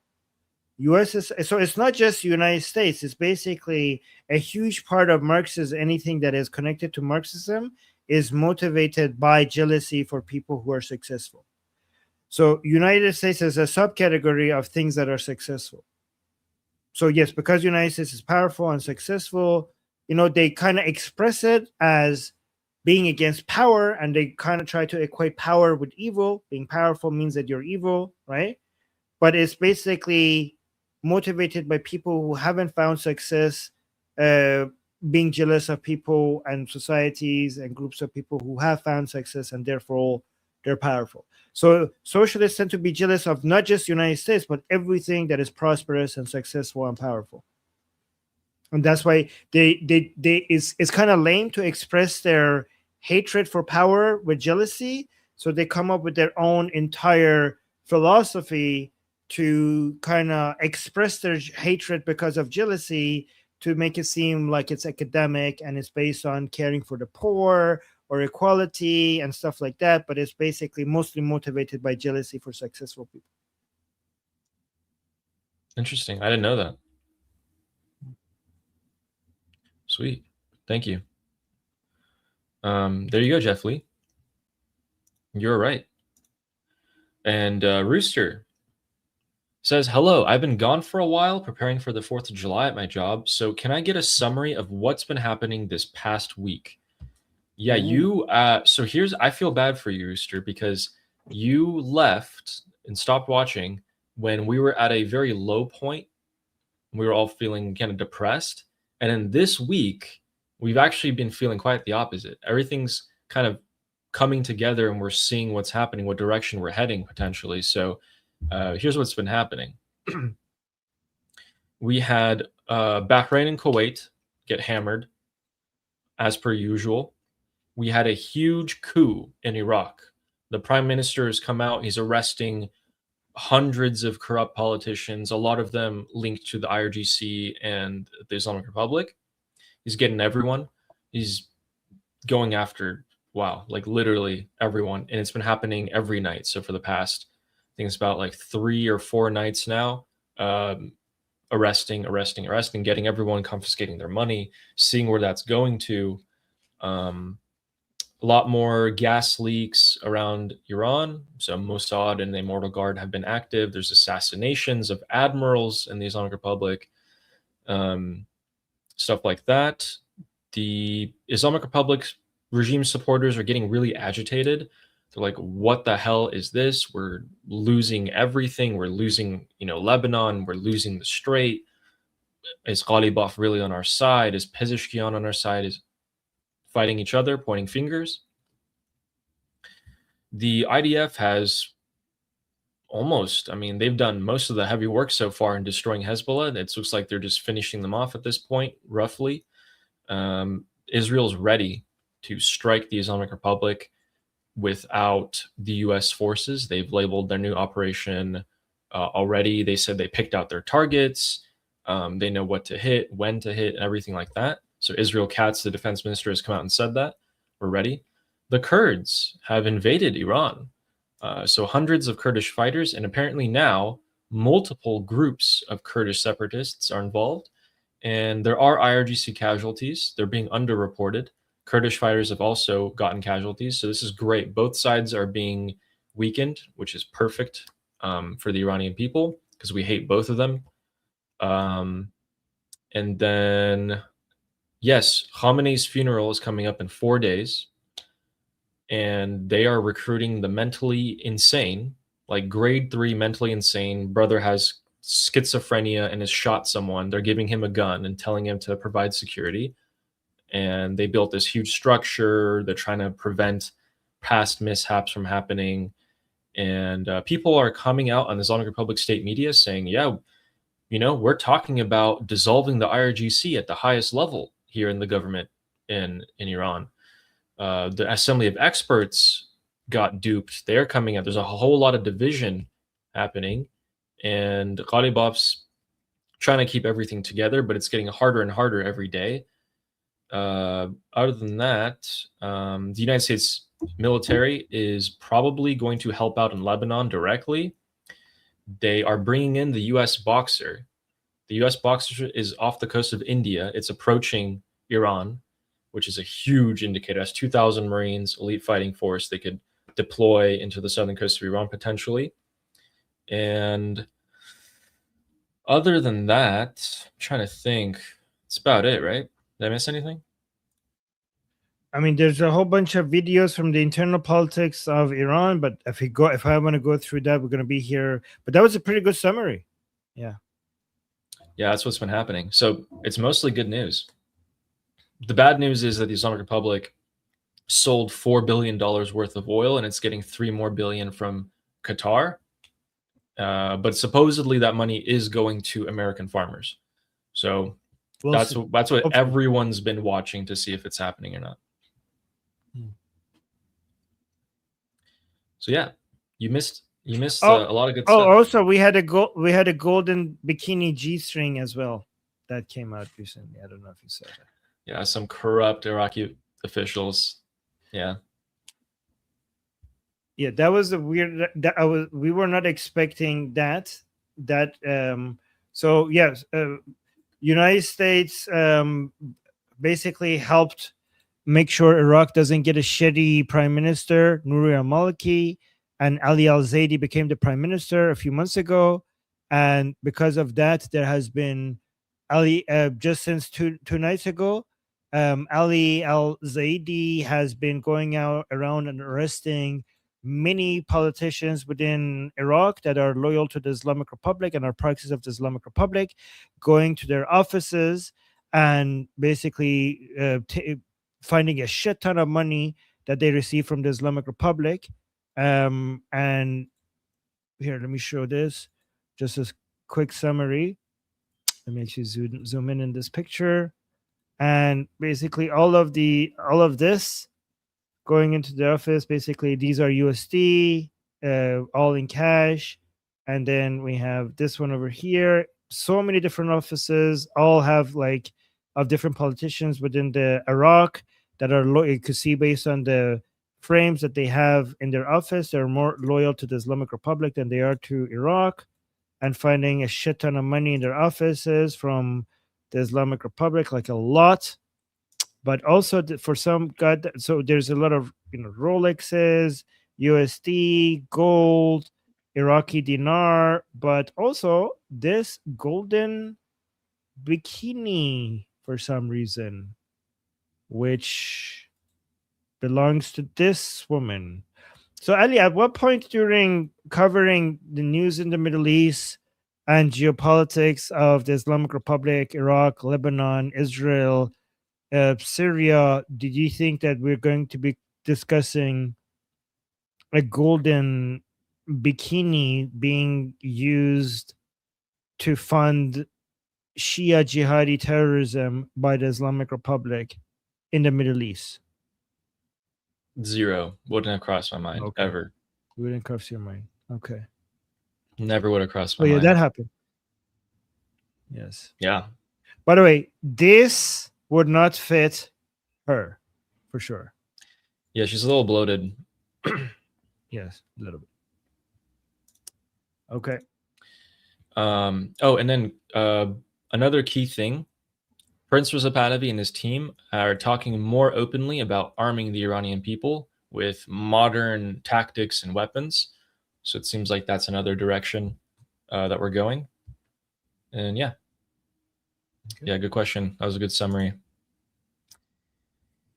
Welcome back, Rooster. And Sarah Ocean saying, thank you, Al-Zaidi, IDF, U.S. military, and CIA, Central Intelligence allies/Armin. I get it. CIA. That's funny. Maybe that's what we should do. CIAA. CIAA. Here's to much. Yeah. Yes. Here's to much desired peace for the entire region finally. Javid Shah. Javid Shah. Javid Shah. CIA2, CIAA. It's a good one. CIAA. Yeah, I like that. Thank you, Sarah. And Salmo bigger than you, says, should drop a huge bomb on that gathering. Oh, man. Come on. The Geneva suggestion and all that. But yeah, that would be, what a shame. What a shame that would be when all the top figures of the Islamic Republic have to pay their respects in one place.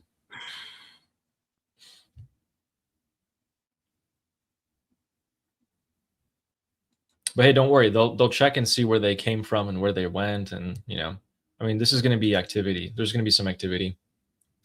The Immortal Guard, the Mossad, who knows? So BT, with the super chat, thank you, says, Lady Liberty has a date with Iranians. Yeah, I've been waiting for that for like ever since I've been born. That's a beautiful way to say it. Oh, The date of my life. that's beautiful. Yes. Thanks, BT. Oh, that's cute. That's sweet. And Nail Bunny Oh! gifted 10 Liberty Politics memberships. Thank you, Mrs. Nail Bunny. Claus. Mrs. Claus. Mrs. Claus. Thank you. Yes. Thank you very much. And BT, who also said, Marines were also created for Muslim pirates, no? I know they fought them. I don't know history? that's why they were created. Is that true? I don't know. I could They check did. They it out. fought the barbars. Barbars. Barbars. I think barbar in Arabic, or no, not in Arabic. Like, what? I don't know. Is it Latin? In some language, it's like bearded people.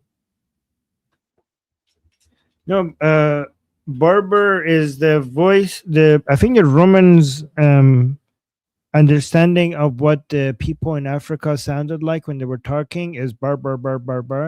So then eventually they ended up calling the uncivilized people Berbers because of how their language sounded to the Romans. I think that, if I remember correctly.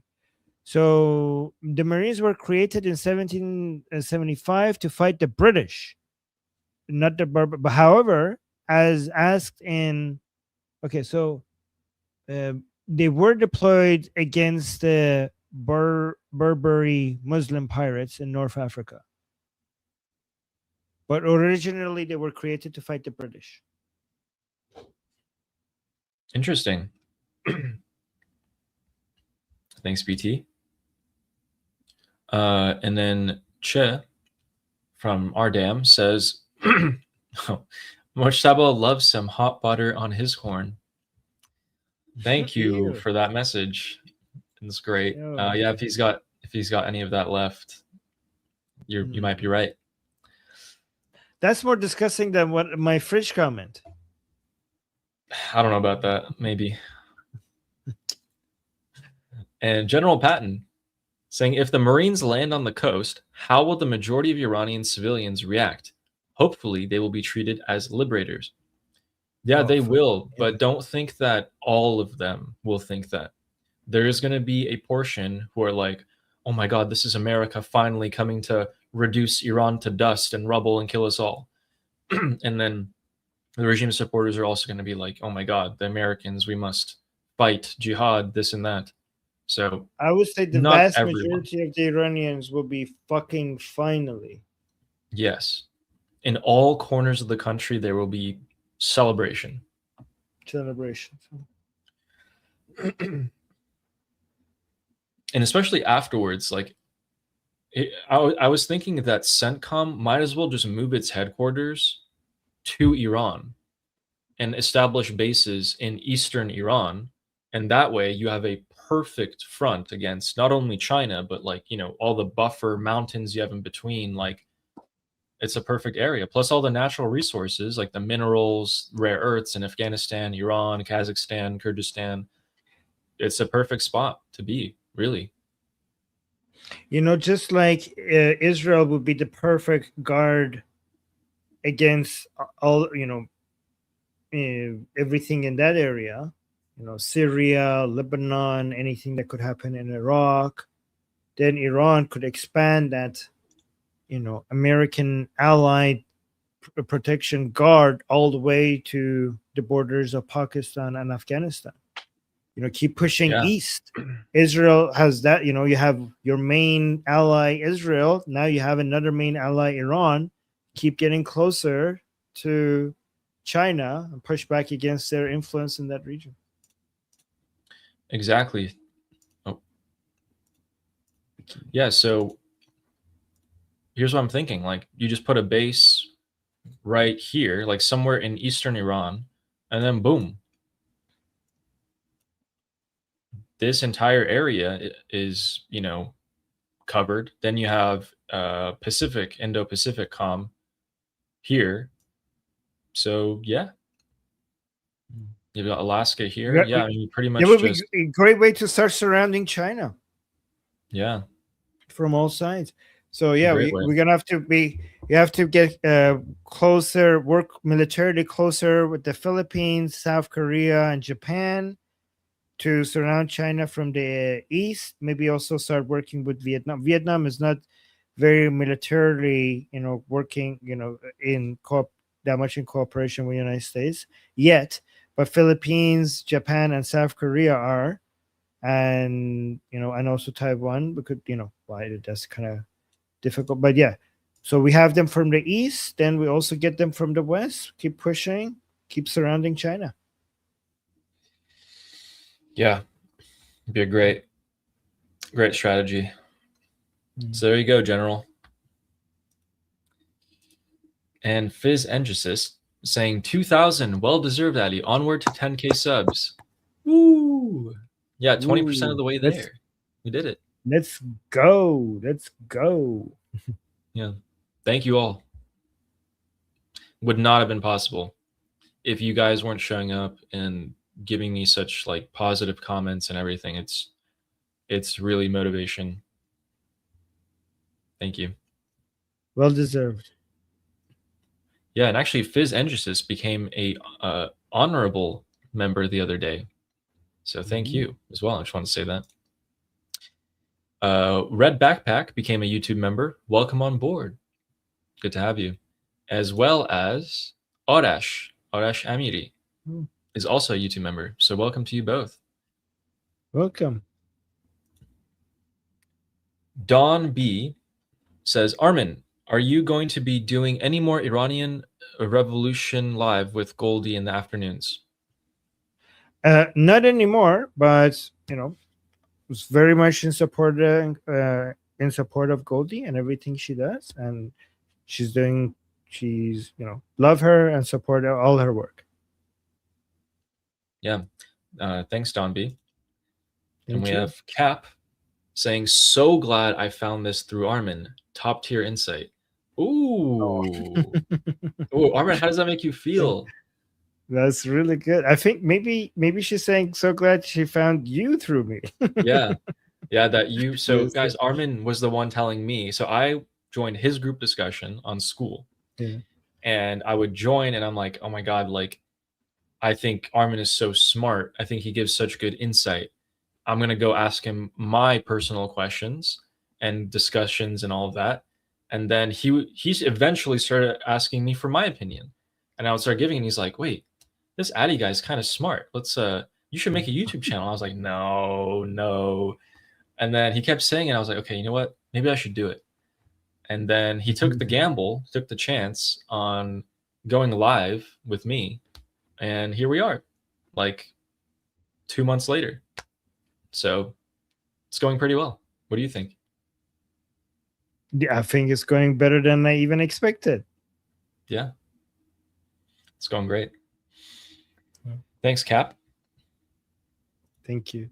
And BT said, has anyone in the Islamic world ever been jailed for pedophilia? They talk a lot of smack over one guy while advocating to lower the marriage age.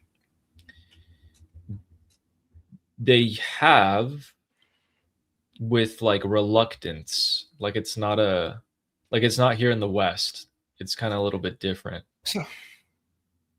So let me tell you how it is. Having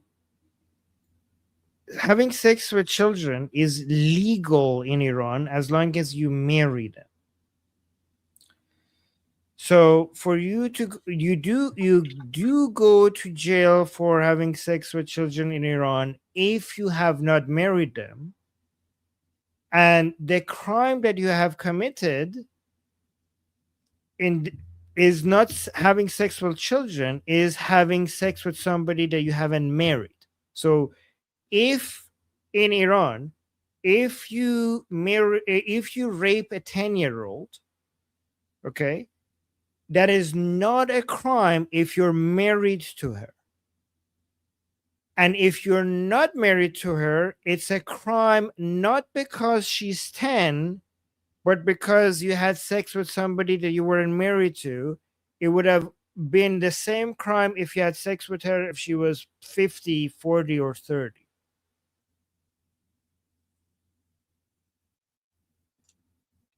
And it's been that way for 1400 years. Right. There's this guy called Said Tusi. He had sex with, he's a Quran teacher. He's a favorite Quran, he was a favorite Quran teacher of Ali Khamenei. Okay. He teach Quran to little boys, and he also had sex with the same little boys that he was teaching Quran to. Okay. So for that, he got the death penalty, but then he got, what is it when somebody Pardon. forgives you? Yes. But he was even, so what he did was punishable by death within Islam, within the Islamic Republic. Okay, because he made two mistakes. First, he didn't marry the children that he had sex with. Two, they were boys. They're supposed to be girls, right? Right. So that is punishable by death within the Islamic Republic. But this man right now is alive and free inside Iran. Because even under the Islamic Republic's own standards and rules, he was found guilty, but he was pardoned by Ali Khamenei. Guys, this is a known thing, and not even the pro-regime people deny that this happened. He was arrested, sentenced to death for crime of having sex with his students in his Quran classes, and then pardoned by Ali Khamenei, and he went completely free. Here's him and Ali Khamenei. The Islamic Republic, ladies and gentlemen. Exactly. And that guy continues to do that to this day, just a bit more down low.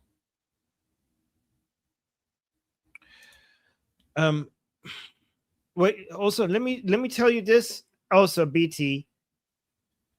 The founder and the first supreme leader of the Islamic Republic, Ruhollah Khomeini, has this book, if I remember correctly, called Tahrir al-Wasileh. Okay, Ali knows what I'm going to talk about. It's so disgusting. And this is in his book, and to this day still gets published by the Islamic Republic with Islamic Republic stamp on the book inside Iran by the first supreme leader Khomeini. In that book, Khomeini explains that you don't have to wait for a girl to become 9 years old for you to have sex with her. You only have to wait until she's 9 for you to have intercourse with her. There are things that you could do before 9, and it gives people, Nailban is saying stop, so I'm not going to tell. He goes into details regarding what you could do sexually, which I'm not going to say here. But this is in his book, and he makes it very clear that you could go as young as, how old, guys, do you think? In Tahrir al-Wasileh, how young do you think he tells you that you could go? He said, actually, I want to say it because I want people to say it. Yes, this guy understands what I'm talking about. He allows mufakhazeh, which is, I think that's the name, which is called thawing. You could thigh them. You could use their. We all need to give the details to that, but yeah, okay, this is. Yes, but yes, baby, newborn, disgusting. not 3 months, not 3 months, zero. He makes it clear that you could go for as young in his book. This is the person that the regime supporters believed in as the founder, as the leader of the revolution. Somebody with a book that's saying that you could go as old as 1 or 2 days old. Just make sure, and the justification is that because intercourse will damage them, so for intercourse you have to wait. But you could do other things. This is Ruhollah Khomeini's book, guys. YouTube, don't strike me. I'm not saying any of this. All of this is fucking evil. I'm just explaining to people what's in the book of Tahrir al-Wasileh of Ruhollah Khomeini, the founder and the first supreme leader of the Islamic Republic. That is in his book. I know I'm sorry, guys, that I said this and it's disgusting you, but this is vile, and more people need to know what the Islamic Republic stands for. Yep. Yeah, the people must know this, exactly. And it's not just a one-off thing. The book is filled with stuff like that. Like, you can go do a goat, but as long as you don't sell the meat of the goat that you just to your village, it's fine. You can sell it to another village, it's fine. If you do a goat, you have to make sure when you slaughter it, you have to sell its meat in a different village. Ali, it actually gets so much weirder than that. I don't know. I have some other things that can tell you that I don't know if you want me to get into. No, it's not. Let me just give you a taste. There are very detailed in the instructions on how to wash your body if you use a severed penis to pleasure yourself, depending of the severed penis being from what type of an animal or a human. Depending on what kind of a severed penis it is that you're using to pleasure yourself, there are different ways that you should wash your body after. So with that, Nail Bunny's gifted 1 Liberty Politics membership, and then another Liberty Politics membership. So thank you, Nail Bunny. That's a lot today. Thank you. Thank you very much. And Jagatai said, USS Boxer approaching. Cue the Jaws music. The Jews music, you mean. The Jews. By the way, speaking of Jews, Israel Katz has confirmed the existence of the Jewish space lasers. I'm not even kidding. I'm actually not even kidding. He said that we do have capability. We have laser capabilities from space, and that we should be the leading country in the world when it comes to laser warfare from space. Don't come for me. I'm just a messenger. Jewish space lasers are confirmed. But yes, Jagatai, that is going to be glorious. When it's there, oh my God, when it's there, when it's finally there in the Arabian Sea off the coast of the Persian Gulf, I want to see what people say. It's going to be really interesting. General Patton saying, anyone else find it funny that on the July 4th, America will be celebrating and the Durkas will be crying? Oh, yeah. Good point. Because of the funeral. Actually, that's a good point. Yeah. Having all of these regime supporters crying on 4th of July is very fitting. Yeah. That's pretty good, actually, right? I find it funny. I'm gonna have a good time. In fact, we should all tune in. I'll gather all the clips from the ceremony, and we can look at them and laugh at them. Yes. And point and laugh. This the IDF Kills Children is gifting 5 Liberty Politics memberships. I think that's 10 now, with super chats. So I think this actually might be Jew Haters' other account. I don't know. I mean, they're doing the same behavior. Interesting. It doesn't speak like him, though. And Lazy Prodigy saying, why should I, as a Christian, support Israel, besides Jesus being a Jew, when rabbinic Jews hate and disrespect, also support Muslims theologically? So why should I, as a Christian, support Israel, like as a state, or Jews? Why would it matter that, like, first of all, that's not even a good reason for supporting Israel, Jesus being Jewish. And also, rabbis in Israel believe in all sorts of different things. 2 rabbis have 5 different opinions. So talking about rabbinic Jews' opinions on Jesus and Christianity and Muslims so generally doesn't make any sense, because rabbis and rabbinic Jews are a diverse group of people with very diverse set of views.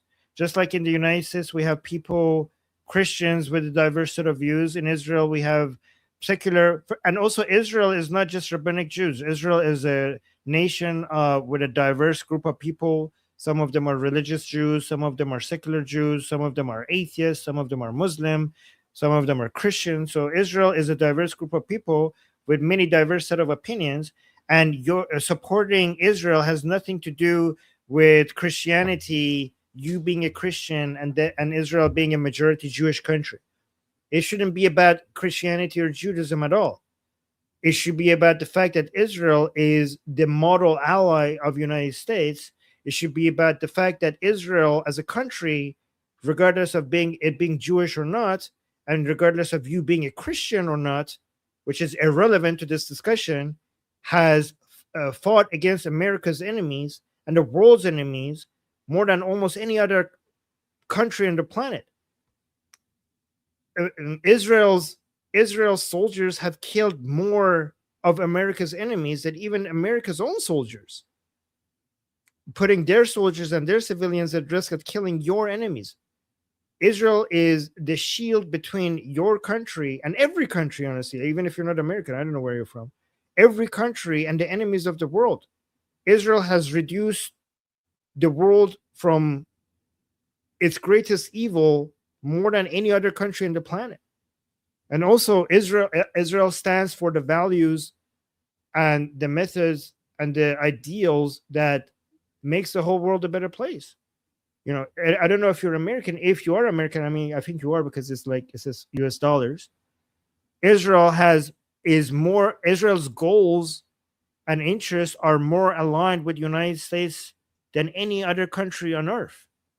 And if you don't support Israel, then what is the message that you're sending to all the other countries? Israel has done more to be a good ally of the United States than any other country. So if as an American you're not supporting Israel, you are signaling to all the other countries that even if we go as far as Israel to being a proper ally of the United States, we still get mistreated. United States is a superpower through the relation that it has with other countries around the world, by using its military and economy and its culture and its politics to convince more countries to be an ally of the United States, and for the United States to then use that to be present globally and exerts its influence politically and militarily globally, bringing global stability and peace through its allies.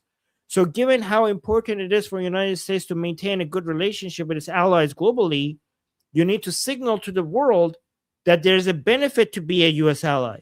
And if Israel, which is the model state for being a U.S. ally, is mistreated by the United States and it's not supported by the United States, the signal that you're sending to the whole world is that nothing is ever good enough for the United States. Even if you go as far as Israel, United States will still betray you and treat you and mistreat you. Supporting Israel is showing to the whole world that if you act more like Israel, you will be rewarded. And Israel, by the way, Israel, you're like, here, why should I support Israel? Israel has supported the United States on a per capita basis more than the United States has supported Israel. So when you support Israel, you're just returning the favor.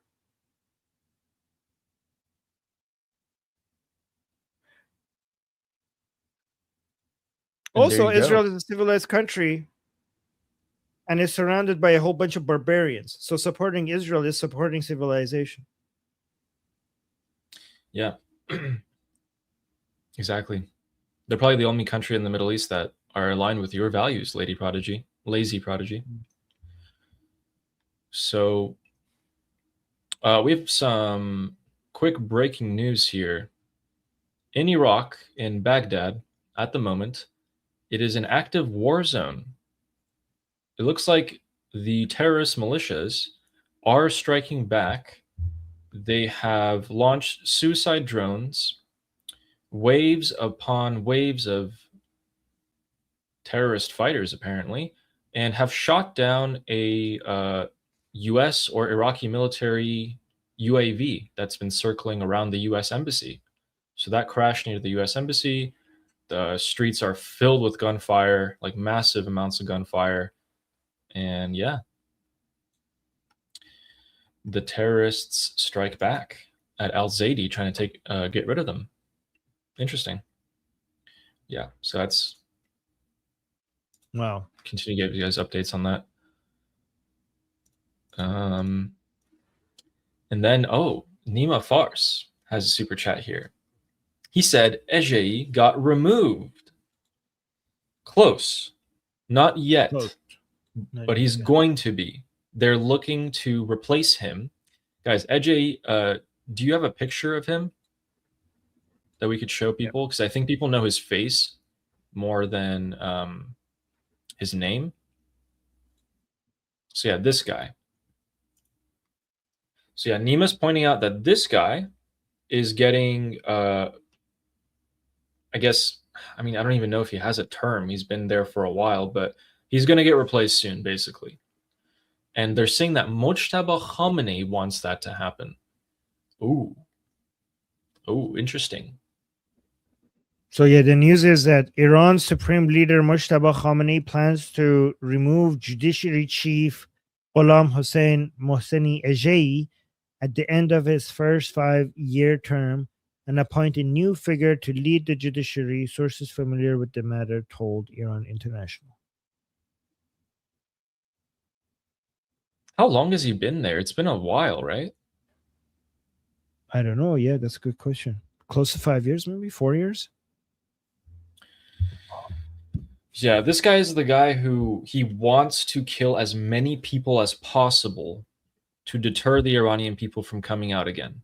This is the guy responsible for all of the executions being expedited and the false courts, the kangaroo courts, all that. That's him. So he is hated, is an understatement. So yeah, thank you, Nima. And then, guys, the gunfire I was talking about is in Iraq. It's in Baghdad. There's massive fighting going on right now. Yeah. Jeez. Thanks, Nima. And Uncle Coping saying, rain pig poo on that gathering, like Khamenei's funeral. You.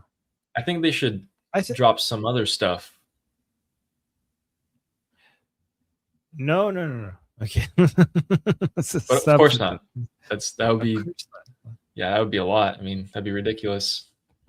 Yeah, no. But hey, if I was the Immortal Guard or if I was Mossad, I would be watching this ceremony very closely. Targeted strikes, people. Targeted strikes upon, individuals. Yeah. Have to pull Ali back from the darkness. Like, no. Oh my god. I wish I could freely speak. No. Anyway. We have higher standards than these motherfuckers, okay? We have higher standards. Yes. And Rooster saying the U.S. Navy was created to fight the Muslim pirates, not the Marines. Oh, the Navy. The barbars in the Mediterranean. Interesting. No, well, no. I just looked at it. It wasn't the case. It was first for the British, and then so the U.S. Navy was created to fight the British, and then they were also then used to fight the Muslim pirates. Gotcha.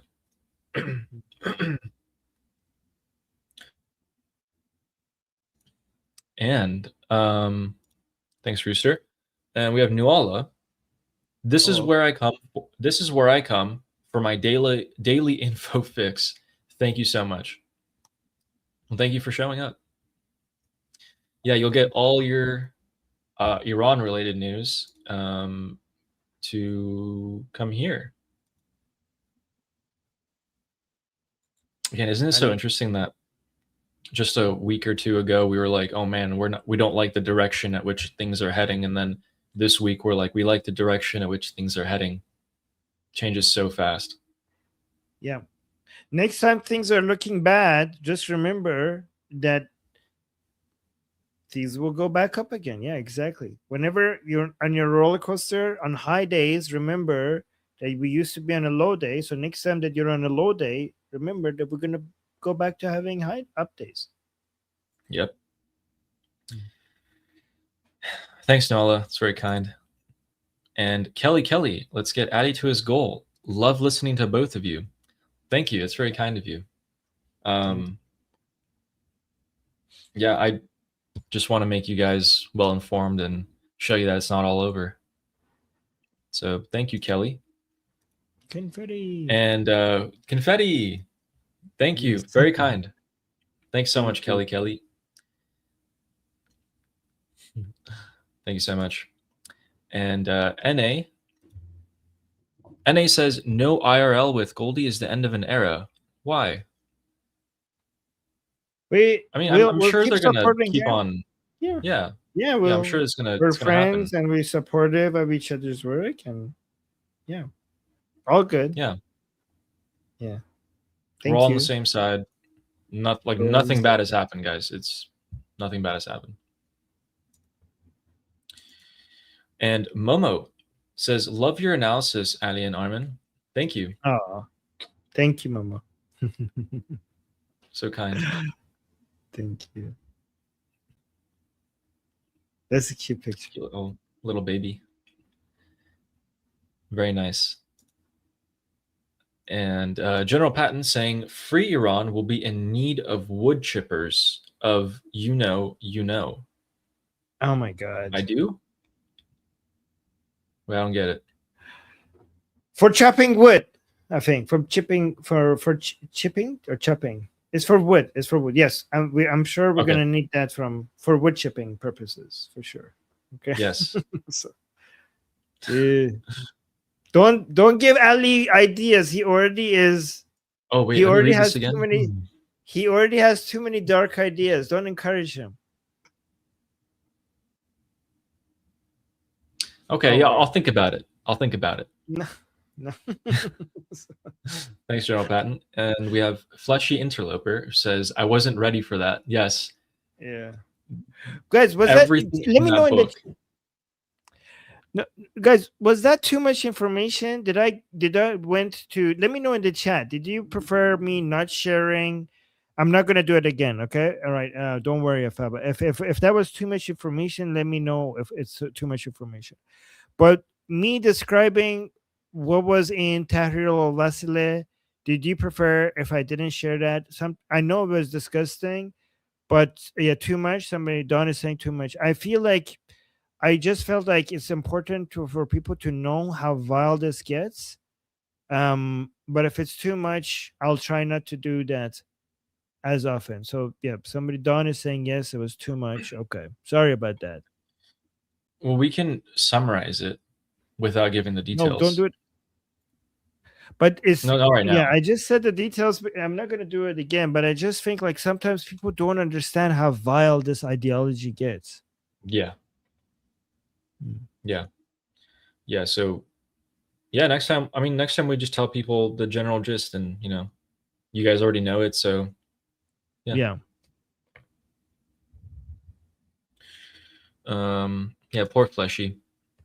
And channel 0071 says, I mentioned on 2CTV sad Durka penguins crying. I think you made a comment about like Durka penguins before, but I didn't get it. Oh, so you know how they're wearing shrouds?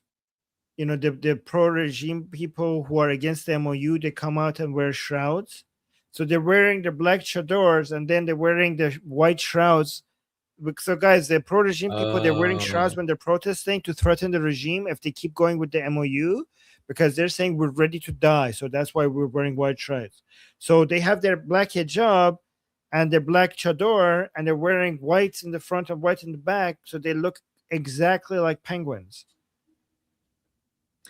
So next time you see them, just look at what they look like. They look from far away. They look like a bunch of penguins. Sometimes I stay silent because I'm actively holding myself back from like insulting these mullahs. But it's one of those times there. Find them. Okay, go to the next Thanks, one. Randall. I'll find it so you can see the penguin. Okay. Okay. And Jogatai says, no, the Jaws movie music, the suspenseful tune. No, I know. I should have played. You know what? You're right. I should have played that at the beginning of the stream when I told you guys that the USS Boxer is coming. Should have played that in the background. Wait. Although I don't know if that's No, that's copyrighted. copyrighted. Yeah. Copyrighted then. Yeah. I'll play it in my head. I'll just tell you guys to imagine it in your head. Everyone knows it. And thanks, Jogatai. And Kelly K saying, thank you both for your wisdoms and insights. I look forward to Iran being free. Javid Shah. Oh, Javid Shah. Thank you. Thank you. Yeah, if you zoom out and look at the historical timeline, we're like 90% of the way there. Thanks, Kelly.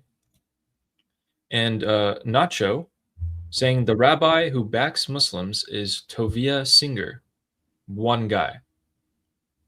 Oh, with the facts. Oh, one guy. He brought receipts. Yeah. Yeah, you find, yeah, exactly. Yes. This is historically what people do with Jews, okay? They find one Jew or rabbi that is misbehaving, and they're like, the Jews, look at what the Jews believe in. As if like we don't have Christians or atheists or Muslims. Like, what is the expectation? People are like, we don't support Israel because there is a rabbi in Israel that has spit on a girl because she was wearing a skirt, or because there was a rabbi in Israel that spit on a Christian. What fucking country on planet Earth doesn't have shitty people in it? Your condition for being supportive of Israel is for them to have zero shitty people? I mean, historically, that's what people do with the Jews. They find somebody within their community that is misbehaving, and they're like, look how the Jews are behaving. You know, based on that standard, what people's views on Christians and every other group of people with mustaches, people with red hair, left-handed people, every group of people, nobody would be able to survive the standard.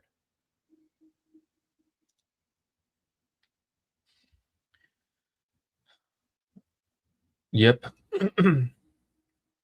Generally not a sign of high intelligence to take one sample and apply it to the majority. Thanks, Nacho, for backing us up. Don B said it would be interesting that the Boxer arrived the day of the funeral, and while they're distracted, they do invasion. I also thought about that. I'm like, oh, you know, there would be a lot of distractions. There would be a lot of forces up there. But yeah, I don't know. I don't think so. But it would be, I thought about it and I fantasized about it, and I like what you're thinking. Again, I've been completely surprised before. Who knows? But I think it's highly unlikely. I don't think they would be distracted from I don't think they would be distracted. I'm pretty sure they're like, holy fucking shit, that's the USS Boxer showing up at our door. Like, if we see it, they see it, so they're going to be pretty ready for it. Like, yeah. They have been thinking about, these Americans are going to come and invade our islands, aren't they? So they have been thinking about this for a while. So I don't think they're going to be surprised if that happens. They've been drafting up plans for that specific invasion of the Persian Gulf and the southern coast of Iran for decades. It's nothing new. We saw Qasem Soleimani talking about it like 20 years ago. But to be fair, what can they do? Like, you don't need, honestly, given the condition of the Islamic Republic's military right now, you don't really need the element of surprise, because what the fuck are you going to do anyways? Right? Like, what are you, like, you're going to send some drones and missiles, right? That's what you're going to do. Yeah. And, you know, in modern warfare, the Ukrainians prove that a few drones can take down battleships of Russia. So it's not unheard of, but this is the United States military. We've already had 100+ missiles and drones being shot at the USS Abraham Lincoln and shot them all down. So we know it can do that. Thanks, Don B. And just reminder, the US military has not shown all of its capabilities, nowhere near it. So, Nail Bunny says, remember how angry and upset everyone was on February 27th? Yes. Yes. And I also remember how the signs and patterns that were happening back then are also happening now, step by step. Yeah, so every time you feel down and disappointed, just remember February 27th and then February 28th. Yeah. Ali Khamenei dead the day after. So things could turn around like that. Yeah, you know, I was crying from like January 9th or 10th till I think it was like mid-April. Yeah, it was a good like 100 days where I would like wake up with so much anxiety and go to sleep with so much anxiety and like sadness, and then like I'd be crying like all the time. And then yeah, but on February 28th, I was crying happy tears actually. And I remembered that like that's one of the, it was like it marked me so well because it was such a contrast. I'll never forget that. It's like, what were you doing on February 28th? I was sitting in my room with the lights off and crying and watching you. No. Yeah, thanks, Nail Bunny. You're absolutely right. And Jagatai says, I'm with Armin. Islam's worse than you can imagine. Jimmy Carter did not read Khomeini's book. The CIA did not read Khomeini's book.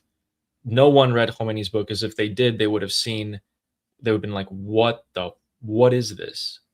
What is this? The French did not read his book for sure. When they flew Khomeini in to Iran, no one did. So guys, here's an interesting thing about the danger of Islam.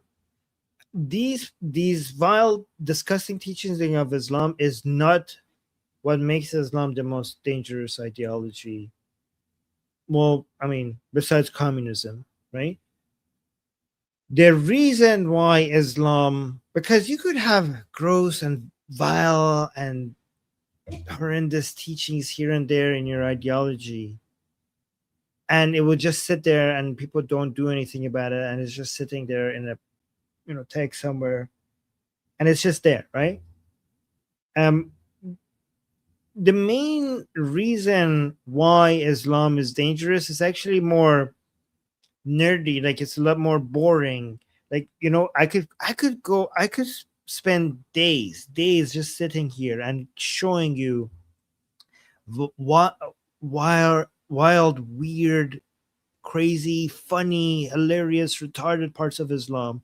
And there's plenty of material. Okay, the Quran is a short book, but the Hadith world is like endless amount of nonsense. And beyond that, then we have the commentary from like all the scholars. On top of that, you could feel libraries of the most crazy Islamic ideas that are out there, and we could sit here and be disgusted and laugh and wonder.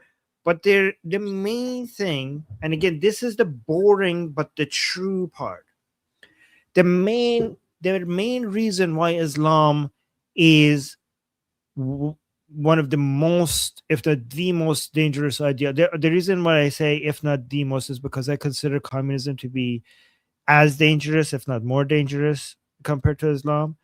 But it's, but if the reason why Islam is so dangerous comes to something that I could just tell you in one sentence, and it's the explanation of that, it gets you like, it's less interesting and it's boring, right?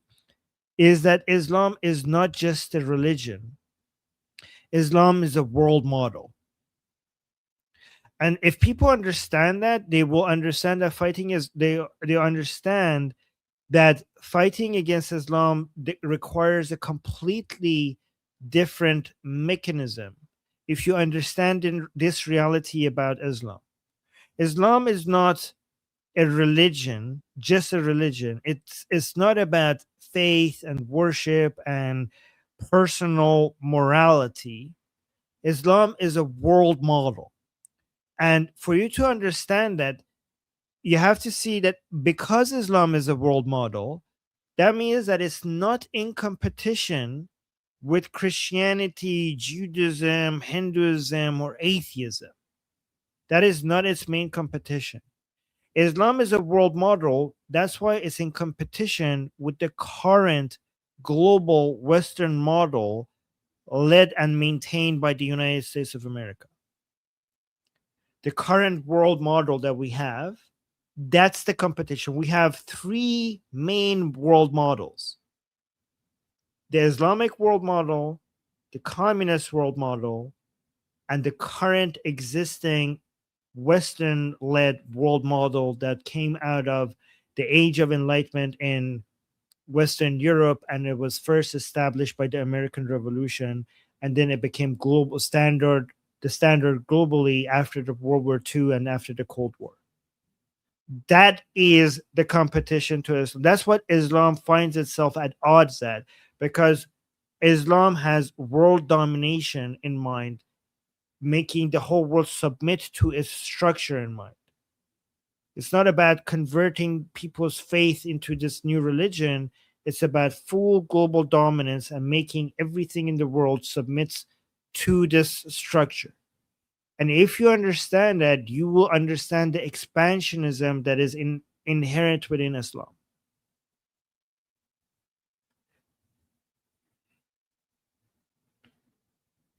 You're muted. We've had to live side by side with these animals for 47 years. It's disgusting. Thanks, Chagatai. BT says, some of us believe you didn't go far enough, Armin. There's BT fanning the flames. Oh my God. Yeah, I don't know. Who's some of us? Who's some of us? Okay. I want names. Yeah. Armin Dark Hours. Thank you, BT. You know, BT's got some really dark humor. Yes. You notice that? Yeah. I love that. Casey saying excrement on every page of the Quran. That's a waste of excrement. Okay, that is because excrement is useful, right? You could actually, it's grow food with it. Grow food with it. Yes, you're making, in my opinion, you're making the excrement dirty with the pages of Quran. You're wasting good excrement that is plant food. That's a clip. Okay. But yeah, thanks, Casey. And Tractor saying they all knew who Khomeini was, yet they still did it. Yeah. You know what? Maybe you're right. Maybe we're giving them too much credit that they didn't read it and they didn't know. I think they did know. Now that you mention that, they were ignorant about Iranian issues back then. Like they were very ignorant, but someone must have read it.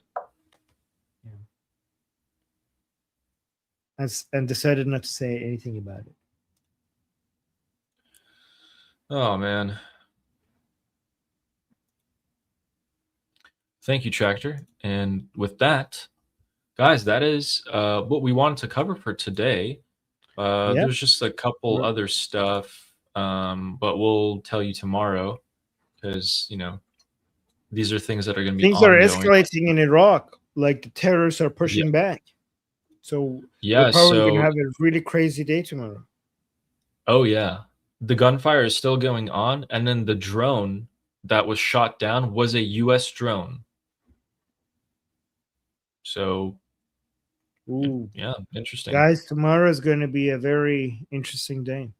So make sure you subscribe and hit the bell notification wherever you're watching this. So tomorrow you could be with us. Yes, we'll give you updates on Iraq, Iran, Lebanon, and Israel tomorrow. The Kurdish invasion of Iran is still ongoing, although it might die down soon. It seems like they are being pushed back a little bit. And yeah, tune in tomorrow, same time. We're going to give you everything that's been happening. Hopefully there's more good news. Oh, I'm getting another super chat. Oh my God. Oh, no. Oh my God. BT saying, okay, highlight it. Go ahead. Okay, you go ahead. BT's saying, thank you for the super chat, saying poll idea. Who wants Ali's dark side? 1 in the chat. And 2 if you don't. Guys, if we get Ali's dark side, based on what I've seen from Ali, our channel would be nuked out of orbit. Guys, he looks very calm and he looks very, I don't know, like innocent, but but underneath that there is, oh my God, look at the chat. What are you guys doing? The whole chat is on. Are you trying to risk the channel? What the hell? Okay, we could. Oh, you know what? What about this? We could have Ali's dark side being shared privately, not on YouTube, on Liberty Politics discussion group on Ali's out. Let me actually put the link. What a good way to promote our discussion group. So Ali, because you don't stream your segments on YouTube, do you? Guys, I don't stream and I don't record my segments. I want to have as much of an authentic discussion with people as possible, knowing that, you know, everyone knows that like nothing's saved, nothing's recorded. You can say whatever you want to say. And yeah, it's not always going to be that way though. So if you go to our discussion group, which you could, I put the link in the chat. The link is in the QR code at the top left. The link is in the description. If you come to our discussion group and you look at our calendar for our group calls, you could find the ones with LA's picture on it, which are like, this is my picture. So that's me. That's going to be with me. But like, for example, this one with, no, that's Guy. The third one, this one with Ali's picture, the ones that has Ali's pictures, you could join those group calls and you could talk to Ali in those group calls for free. By the way, these are open to everybody for free. And, you know, it will all be private, not recorded. And you could ask him about his dark thoughts. Yes, come. In server, you should show up. Yes. Okay, they've got another super chat. Yeah, Jagatai is saying Ali has literally peered into the hearts of men. I do. It's like an autistic level obsession with discovering or trying to learn what really drives people. And it started with myself. So, but then I also realized at the same time, like, okay, I can't be too obsessed with any one thing because then you're kind of like a slave to that. But anyway, whatever. I have a lot of different philosophical viewpoint things. But Ali is obsessed with the human mind, right? You're obsessed with the human mind, basically. Yeah. Yep. Okay. All right, guys, we gotta go. We're already over time. So that was us. Thank you for being here with us. And guys, again, thank you for Ali. Always with the best info. Does a lot of research before he does his segment. And it's not only good information, he does a really good job at keeping it interesting. Like, he comes at the beginning, gives us a summary of what he's going to talk about. You know, he creates tension and he creates, like, makes it exciting. So it's not, I'm like, I feel like I get entertained and educated by him every single day. So I really appreciate what Ali does. So yeah, you know, actually, I make this for you too, because I try to think like, okay, I want to keep Armin entertained as well. Because like I am talking and you have to sit there while I'm talking, so might as well make it interesting for you too. Every time I come here, he starts the show. I'm like, oh my God. Like, that's a lot of stuff. Yeah, great night. Okay. All right, guys, we're gonna go. And thank you for everything. And until same time tomorrow, I'm Israel Chai. Slava Ukrainian. Slava Ukrainian. Cuba Libre. Long live America. Javicha. Payende Iran. Iran. See you guys, same time tomorrow.